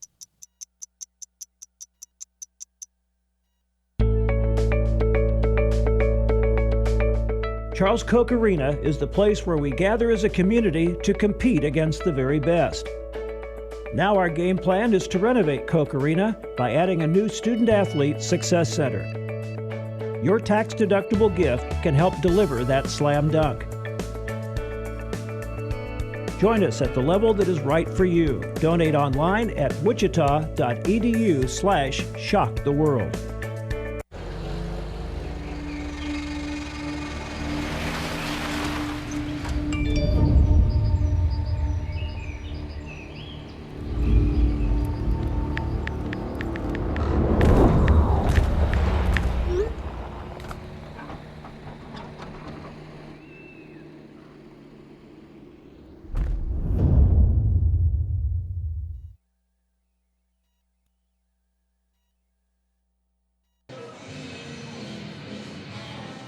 Six to 1 Wichita State as we move into the top half of the 8th inning. The Shockers trying to move to 6-0 and a chance to continue their unbeaten run next weekend as they are at home once again, a 3-game series against the Big Ten's Nebraska Cornhuskers on March 2nd through the 4th. And then this season opening homestand wraps up with a midweek game against SIU Edwardsville. All those games available on WSU-TV. Another call to the bullpen for Wichita State as we have moved into the top of the 8th, and they will turn it over to another southpaw. Left-hander Cody Tyler will make his season debut. Cody, a guy who had been battling a little bit of arm irritation that had kept him out of that opening series against McNeese State, but he is in there now and working out of the Shocker pen, trying to preserve this 5-run lead. And he'll be on to face left-hand hitting Cole Thibodeau to start us. Thibodeau has had a couple of good swings. Both were against the starter Lungwitz with a single and a line out to center field. Looks like Tyler's going to work exclusively out of the stretch. And his first offering is down and away, 1-0. Cody Tyler, another one of those guys that you throw into the group for the shockers of reasons why Wichita State has had a lot of hope for their pitching staff. He's another arm that they feel like can bring some stability to the back end. Eventually, I think Todd Butler would love to see him become a guy who could be a possible answer in a midweek type starting role, if not more than that.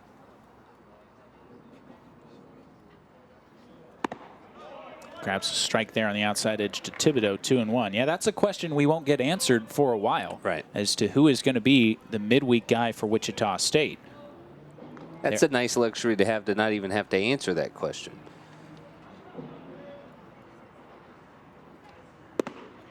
Just missed. Good spot there from Tyler. Didn't get the call from Josh Shepis, and it's 3 balls and a strike.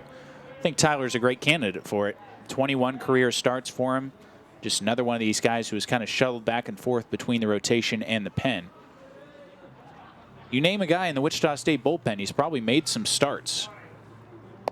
There's a leadoff walk for Cody. Probably not what he was envisioning to start things here in the 8th.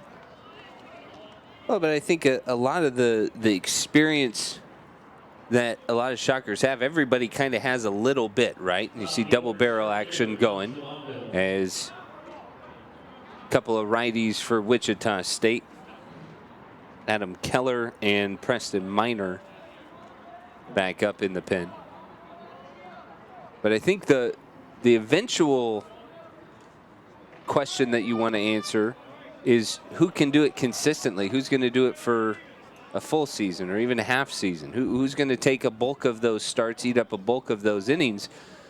But if you back up, you know, you start asking those questions of who eats up a bulk of the innings to begin with, and you look at the 3 guys who have started the games this weekend who have done a fantastic job of getting later and later into the bullpen and not forcing you to worry about guys to throw 2 or 3 innings at a time. Guys can just come out and get their work and get comfortable on the mound this way.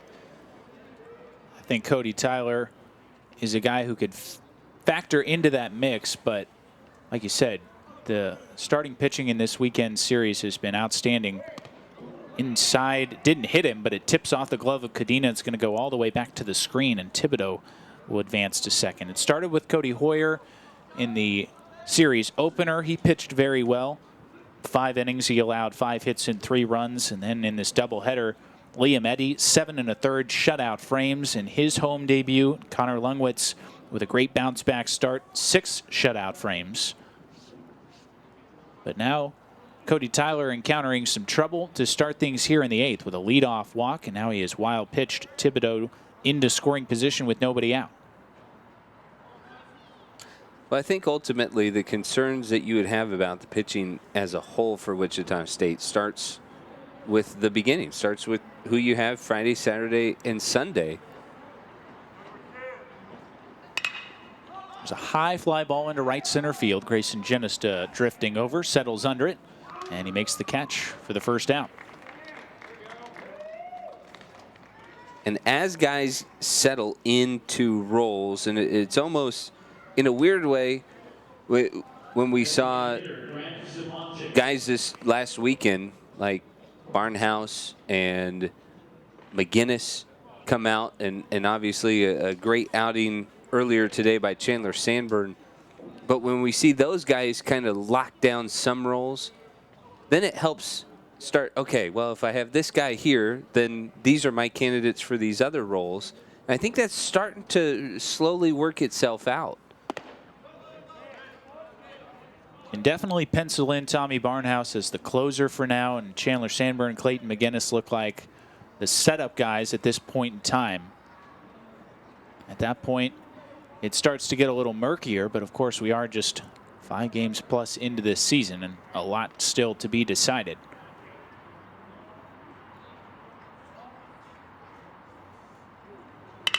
Grounded left side by Saponchik under the glove of Bowman on into left field. That's a base hit. Thibodeau will move up to third base and stop right there. But the Mavericks threatening once again. They've got runners at the corners with one out. So when a guy like Saponchik comes out, 8th inning, comes out and just bangs out a hit, you kind of wonder, where has he been all weekend? He had a great start Friday, good start Friday, I guess you could term it. But was he hurt? Were they giving other guys opportunities? Where was he at? A question that will remain unanswered for the time being, as Todd Butler has signaled down to the right field bullpen. And that will be all for Cody Tyler's 2018 debut. We'll tell you about the new Shocker pitcher when we come back. 6-1 Wichita State on Wsu-tv.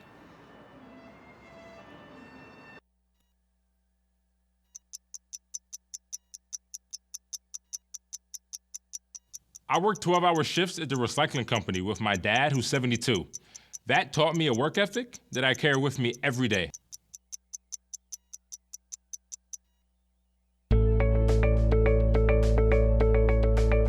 Charles Koch Arena is the place where we gather as a community to compete against the very best. Now our game plan is to renovate Koch Arena by adding a new student-athlete success center. Your tax-deductible gift can help deliver that slam dunk. Join us at the level that is right for you. Donate online at wichita.edu/shocktheworld.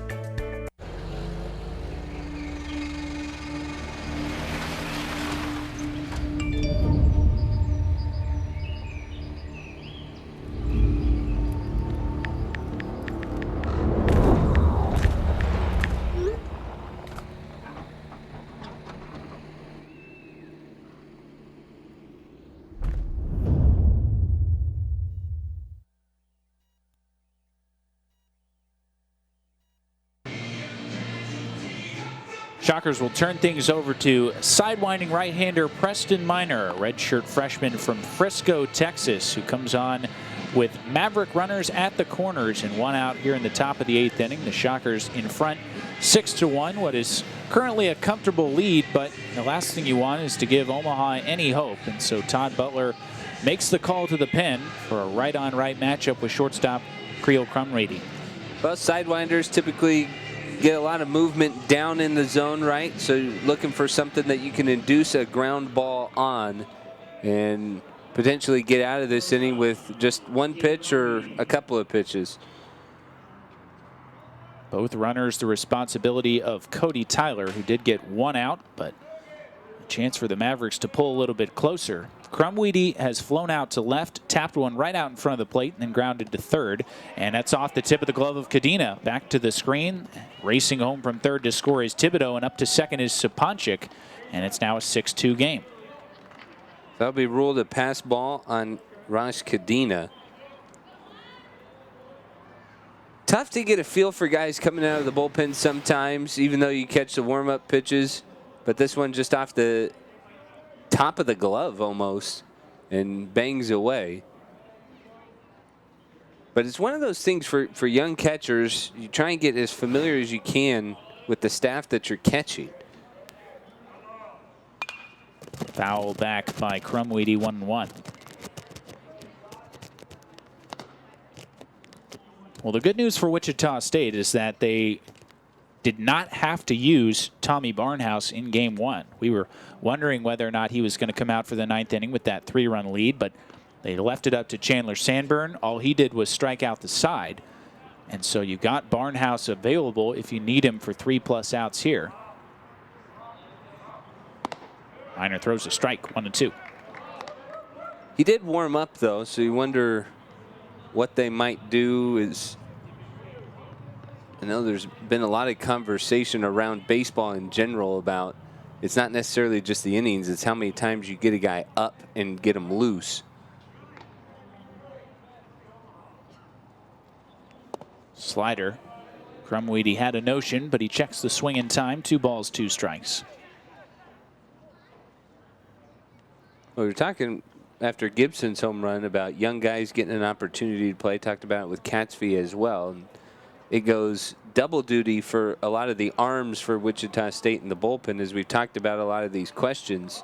This is your opportunity to come out and grab a role, not necessarily be guided into one, but come out and be a guy that is called upon in these situations. Minor is run at full, 3 balls and 2 strikes. Jack Kalina is the scheduled hitter in the on-deck circle. But Evan Porter has made plenty of substitutions here in the late innings. Breaking ball stays down, and Minor loses him to a 1-out free pass.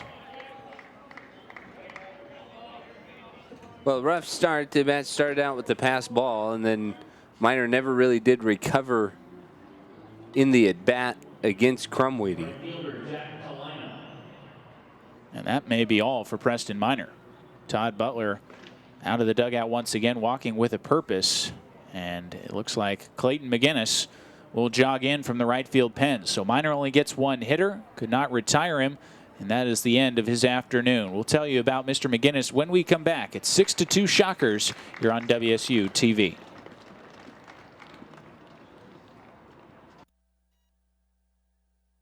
So there you are, shuffling through a stack of resumes and you come to mine. This is it, first impression, my way in. But can my resume show you how I truly stand out? Like that I was studying, going to night school while working 2 jobs just to help my parents pay for groceries. Or being the first one to always step up. No, that's something you just can't put on paper. Look beyond the resume and discover new ways to develop great talent that is dedicated, hardworking, and determined like me.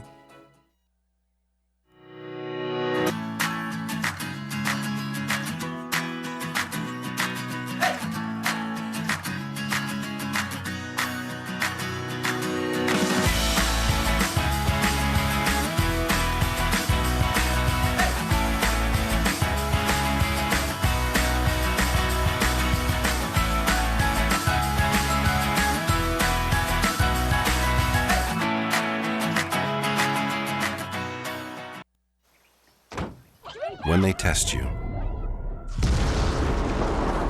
stand firm and move only when you hear the seatbelt click that says they're buckled in for the drive. Never give up till they buckle up. Right-hander Clayton McGinnis comes out of the Wichita State bullpen. The Shockers in front 6-2 with 1 out here in the top of the 8th inning, but the Mavericks with a couple men aboard as the Shockers bullpen has been a little bit shaky.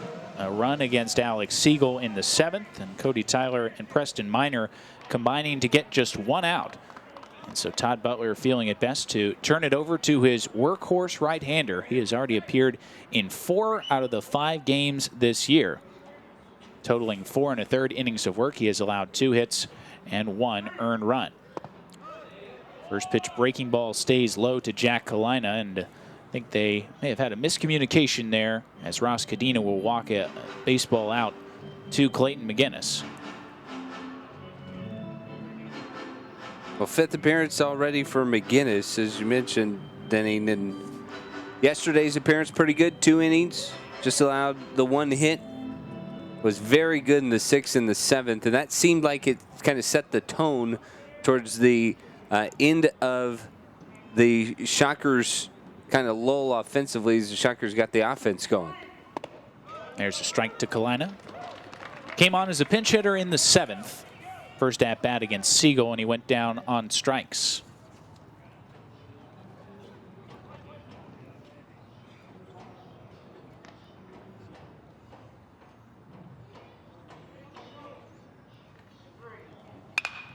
Lashes it foul, 1-2. McGinnis pitched in all 3 of the games against McNeese State.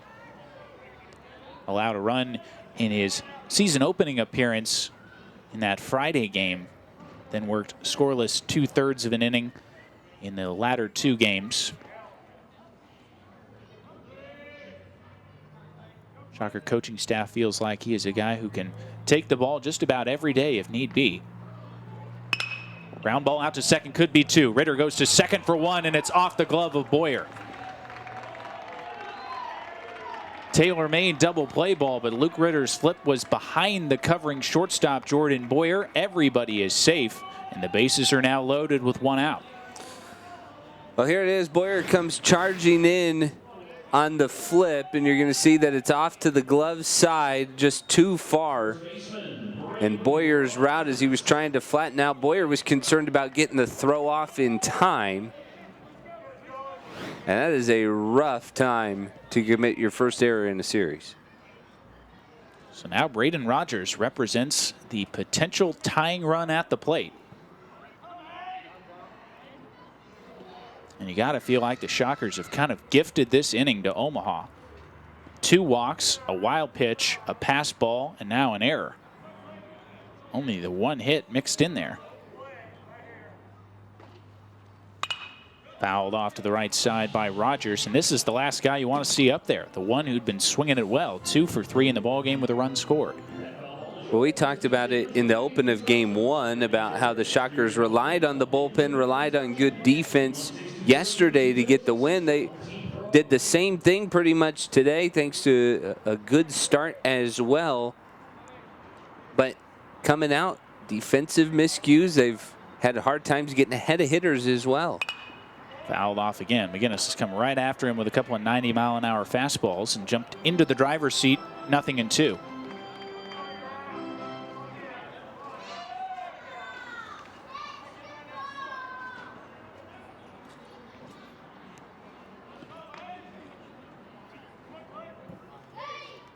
Saponchik, the runner at third. Crumweedy at second. Kalina on at first.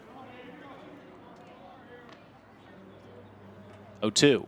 Swing and a miss. Great breaking ball there from McGinnis. And he gets Braden Rogers on 3 pitches for a big second out.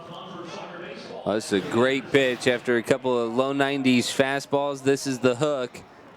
And Rogers went all the way down to that one. That ball started at his letters and goes all the way down to the turf.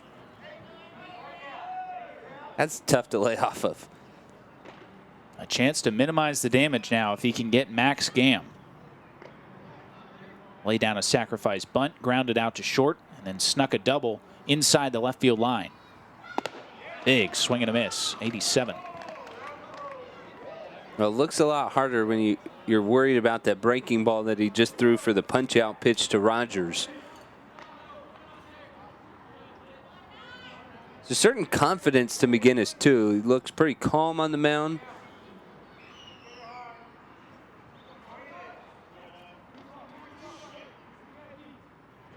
Is 0-1. Just missed. Pretty much hit the spot of Cadena. He may have been set up just a little off the plate outside, but that's a very well executed fastball. Yeah, good idea after elevating just off the plate, but right in the middle of Cadena's set.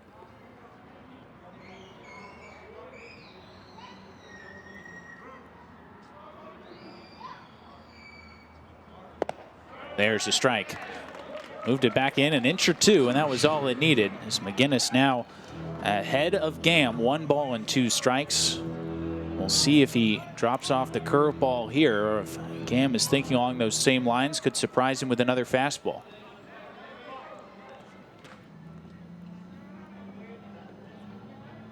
A big pitch in this ball game upcoming. McGinnis has the sign, the 1-2. Breaking ball, got him looking. Clayton McGinnis strands 3 runners aboard. He keeps the Shockers in front. And as we move to the bottom half of the 8th, it is still 6-2 Wichita State on Wsu-tv.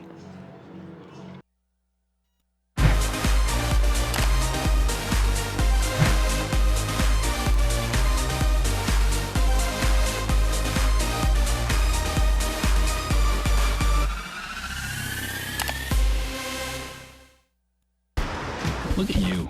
You're at the top of your game. You're unstoppable. Nothing can throw you off track. Wait, is that your car? Uh-oh. Yeah, I saw that coming. That will throw you off track. You're looking at around 10 grand in fines, legal fees, and increased insurance rates. Let's try this again. Smart move. Because buzz driving is drunk driving.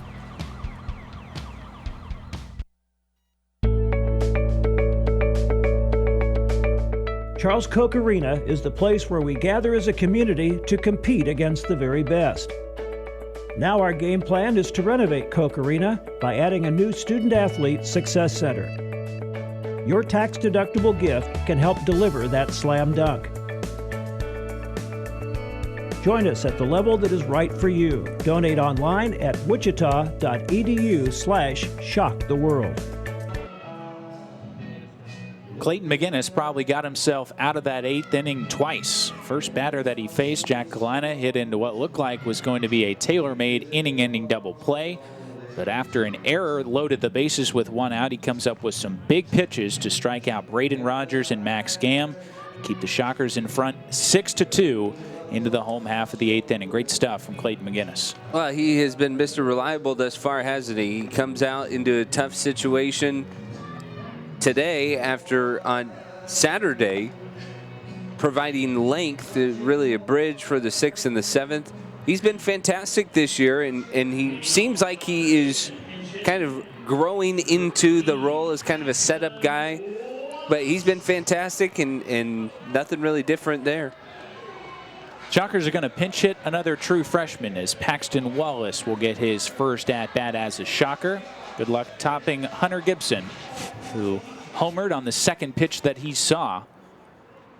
First one to Wallace is in there for a strike from Cal Henke, who is still out there working in relief for the Mavericks. And he has done a good job, for the most part, keeping the Shockers off the scoreboard. Just the home run.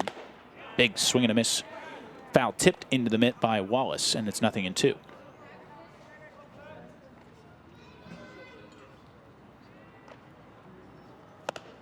Checked his swing on a fastball up. And no appeal down to first base. 1 ball and 2 strikes. It's Wallace, then Catsby and Cadena, the scheduled hitters for Wichita State in the inning, as you get a look on the check swing. But he does swing and miss at the next offering and is down on strikes to start the bottom of the 8th for Wichita State. Yeah, tough at bat. As Henke started off with the curveball, came back with a lot of hard stuff. It's pitching backwards, and Henke does it well. Well, Hunter Gibson made it look too easy. It is not a particularly easy task to come off the bench cold and swing the bat. Only a select few can do it well. Pinch hitting, one of the most difficult things to do, not only in baseball, but in all of sports, as Jacob Catsby takes a strike, 0-1. Well, these guys have been watching Genesta and Bohm and the rest of this group hit for the last 5 games. Should be easy to just mimic that, right? That's what everybody thinks. Yeah, but especially in a doubleheader where you're not only sitting there for a longer period of time, that's taxing mentally, really. 5 hours plus of baseball, it is hard to stay locked in, even as a 19, 20, 21-year-old. Say even as a 19 and 20, 21-year-old, like it's easier for them to stay locked in? Saying like easier, it should be easier for a younger guy, but still that's a lot of baseball to deal with. As Catsby had a good swing, still a ball and 2 strikes.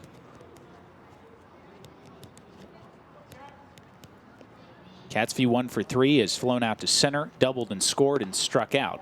Breaking ball bends around the strike zone from Henke, 2-2. Already 2 semi-double headers on the schedule for Wichita State and for Omaha so far this year.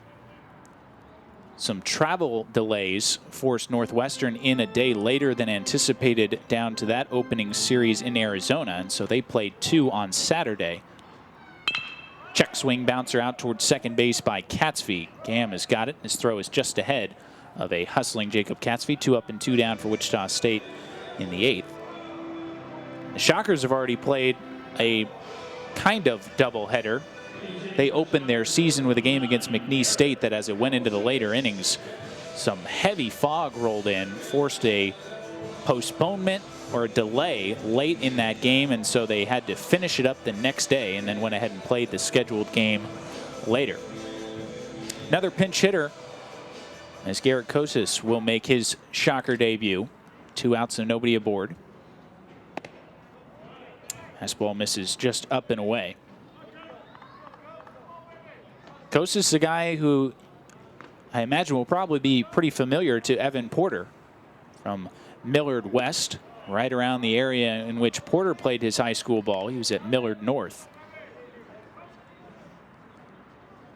Shockers have recruited that area very well in the past. Casey and Connor Gillespie from Millard North, A.J. Ladwig from Millard West. Ball and 2 strikes now on Kosas, but there is a lot of talent up there, and you got to figure that Evan Porter could find some quality ball players in that region. Kosas is down on strikes, and so are the Shockers as they go away 1-2-3 in the bottom of the 8th. But only 3 outs to get for a Shockers sweep. 6-2 Wichita State on Wsu-tv. Todd's a great guy. I mean, look at him. What a sweetheart. Attaboy. Wait, Todd, what are you doing? How totally selfish and un-Todd-like of you. Come on, Todd. Come on, man.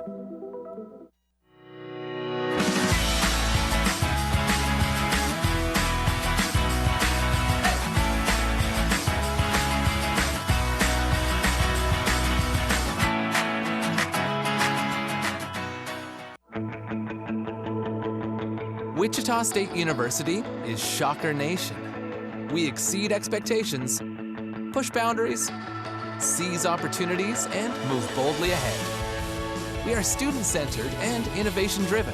It's who we are. Our vision is simple but powerful.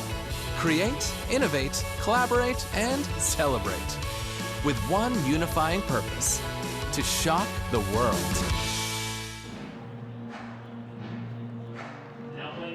Couple defensive changes for Wichita State as we move into the top of the 9th inning. It's 6-2 Shockers, and most notably on the mound, where right-hander Tyler Davis will be taking over to try and close this one out. The true freshman from Spring, Texas, will be making his 3rd appearance of the young season. Worked an inning and 2/3 over a couple of different outings down in Louisiana, allowing a run on 2 hits. Gunnar Troutwine is taken over behind the plate, and Josh DeBacker has come on to play left field, in addition to Davis on the mound.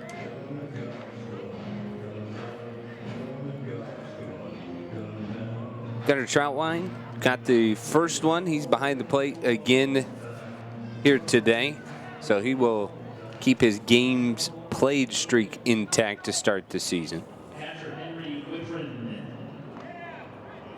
Henry Wittrin will start it off for Omaha here in the top of the 9th inning. Wittrin came on as a pinch hitter in the 7th, produced a run with an RBI groundout after taking over for Caniglia.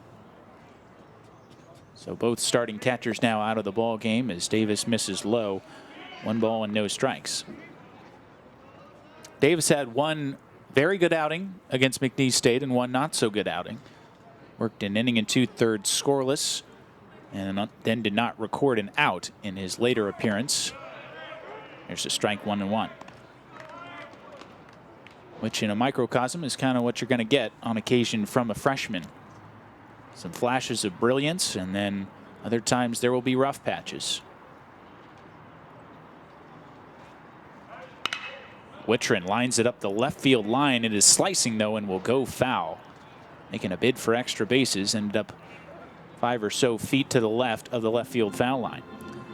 Well, we talked about the Shocker bench a little bit, and Omaha has kind of had the same thing. They've rolled with about 10 or 12 guys for a majority of this series before kind of turning to guys like Wittrin and Kalina, as well as finally giving Grant Saponchik an AB. But the things you do to kind of stay mentally sharp. On the outside corner, and Tyler Davis locks up Henry Wittrin. 1 up and 1 down in the 9th inning.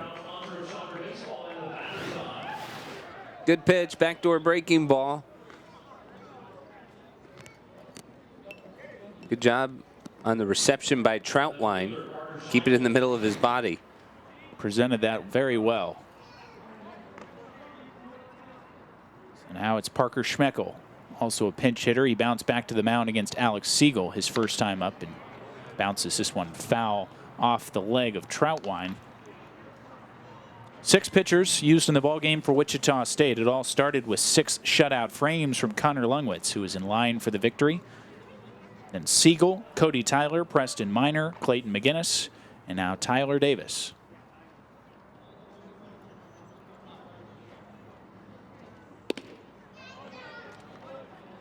You have to tip your cap to the Shocker bullpen and the Shocker pitching as a whole, because a lot of the bats coming in for Omaha that had been hot, like Parker Schmeckel, have been fairly quiet, fairly inconsequential so far in this series. Chopped foul up the third baseline.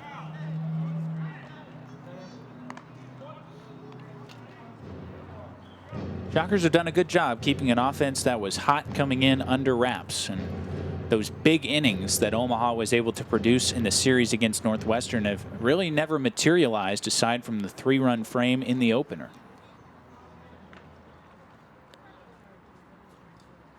One and two to Schmeckel. Missed away.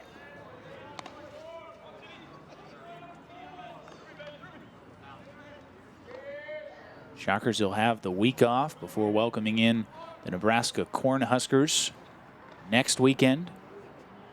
And they wrap up this season opening homestand with SIU Edwardsville, as Davis has run it full at 3-2. Like to imagine we could get some good crowds out at Eck Stadium for that Nebraska series. Hopefully the weather continues to warm up a little bit, but a 6-0 start, a Big Ten opponent coming to town. Missed away, and Tyler Davis walks Schmeckel.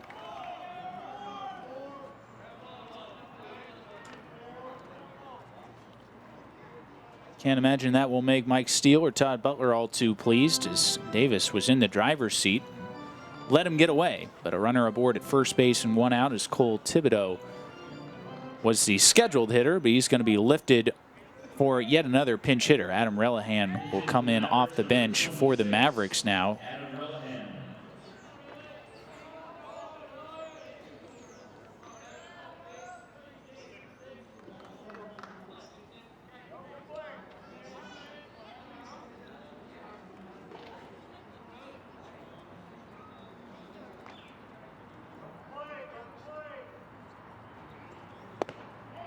Davis misses low, 1 ball and no strikes. Relihan, a Kansas native from Lenexa, played his high school ball at Shawnee Mission West. So familiar with the area. A redshirt freshman listed as an outfielder on this Omaha roster.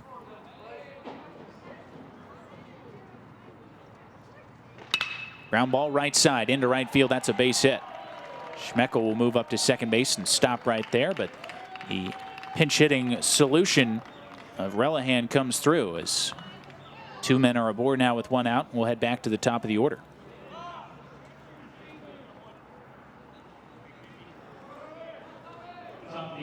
Again, you go back to Omaha's bench. They've come out and in some of the opportunities that they've had, they've started to swing it. You look at Kalina, you see that name on the scoreboard, as well as Schmeckel.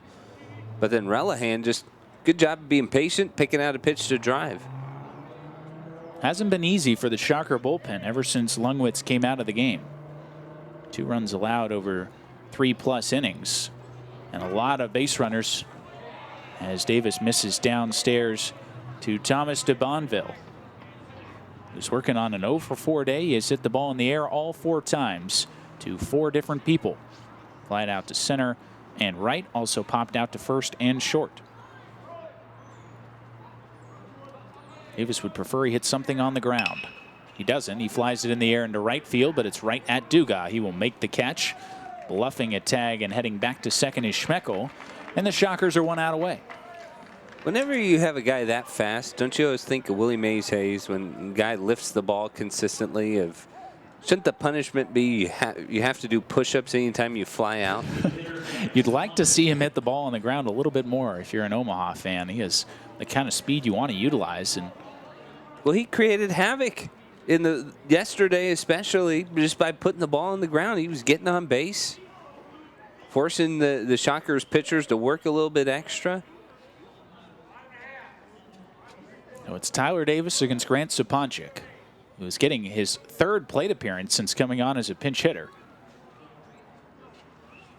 Swing and a miss. Foul tipped it into the middle of Trout line, 0-1. He has popped out to first and then singled his last time up. Sponchik did throw pretty well on Saturday. 5 innings. Worked well in that starting spot, but he's kind of one of the the dying breed, if you will, of guys who will play both sides of the ball, will pitch and play the field and hit. Davis just missed outside 1-1. Omaha has 5 two-way players listed on this roster, and they will use them all in a variety of capacities. But that's also kind of part of the transition for the Mavericks in terms of moving away from some of the roles that guys had last year, almost more towards that more regular specialization that you tend to see across the country right now. The breaking ball from Davis grabbed the outside edge. And one more strike, all that separates Wichita State from a 6-0 start to this 2018 season. Schmeckel away at second. Relihan on at first. The 1-2. Got him looking on the outside corner, and Tyler Davis finishes the sweep with a flourish. The Shockers victorious in the doubleheader. They sweep away the Omaha Mavericks and are now 6-0 in this 2018 season. We'll go ahead and take a break. Be back to wrap things up with the final totals here from Eck Stadium. This is WSU-TV.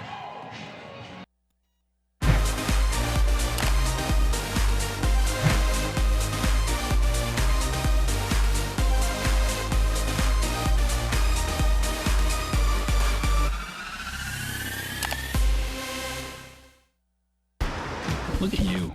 You're at the top of your game. You're unstoppable. Nothing can throw you off track. Wait, is that your car? Uh-oh. Yeah, I saw that coming. That will throw you off track. You're looking at around 10 grand in fines, legal fees, and increased insurance rates. Let's try this again. Smart move.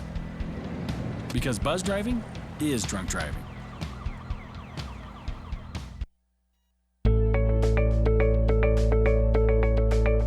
Charles Koch Arena is the place where we gather as a community to compete against the very best.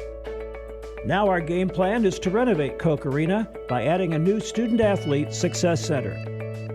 Your tax-deductible gift can help deliver that slam dunk. Join us at the level that is right for you. Donate online at wichita.edu/shocktheworld. Wichita State capping off a doubleheader sweep with a 6-2 victory over the Omaha Mavericks here at Eck Stadium. And it was essentially two storylines for the Shockers here this afternoon. The first, the power from the middle of the order, the back-to-back homers from Grayson Ginista and Alec Boehm, and a dominating effort on the mound from Connor Lungwitz with 6 shutout innings. So we talked about the questions for that Sunday start and who was going to fill that role and how Lungwitz would fill that role. Today he did exactly what Wichita wanted him to do and needed him to do. That was go 6 strong innings. He kept Omaha quiet, and then you turn around and he gets some great support from the Bash Brothers 2.0, and then he even got a freshman helping him out as well. The first home run from Hunter Gibson, also homers from Grayson Ginista and Alec Boehm as the Shockers leave the yard 3 times and improve to 6-0 on the 2018 season. We'll be back here next Friday when the Shockers welcome in the Nebraska Cornhuskers to open up a 3-game series. Until then, for my partner Tim Slack, my name is Denny Garrick. Thank you so much for watching. This has been a production of WSU-TV.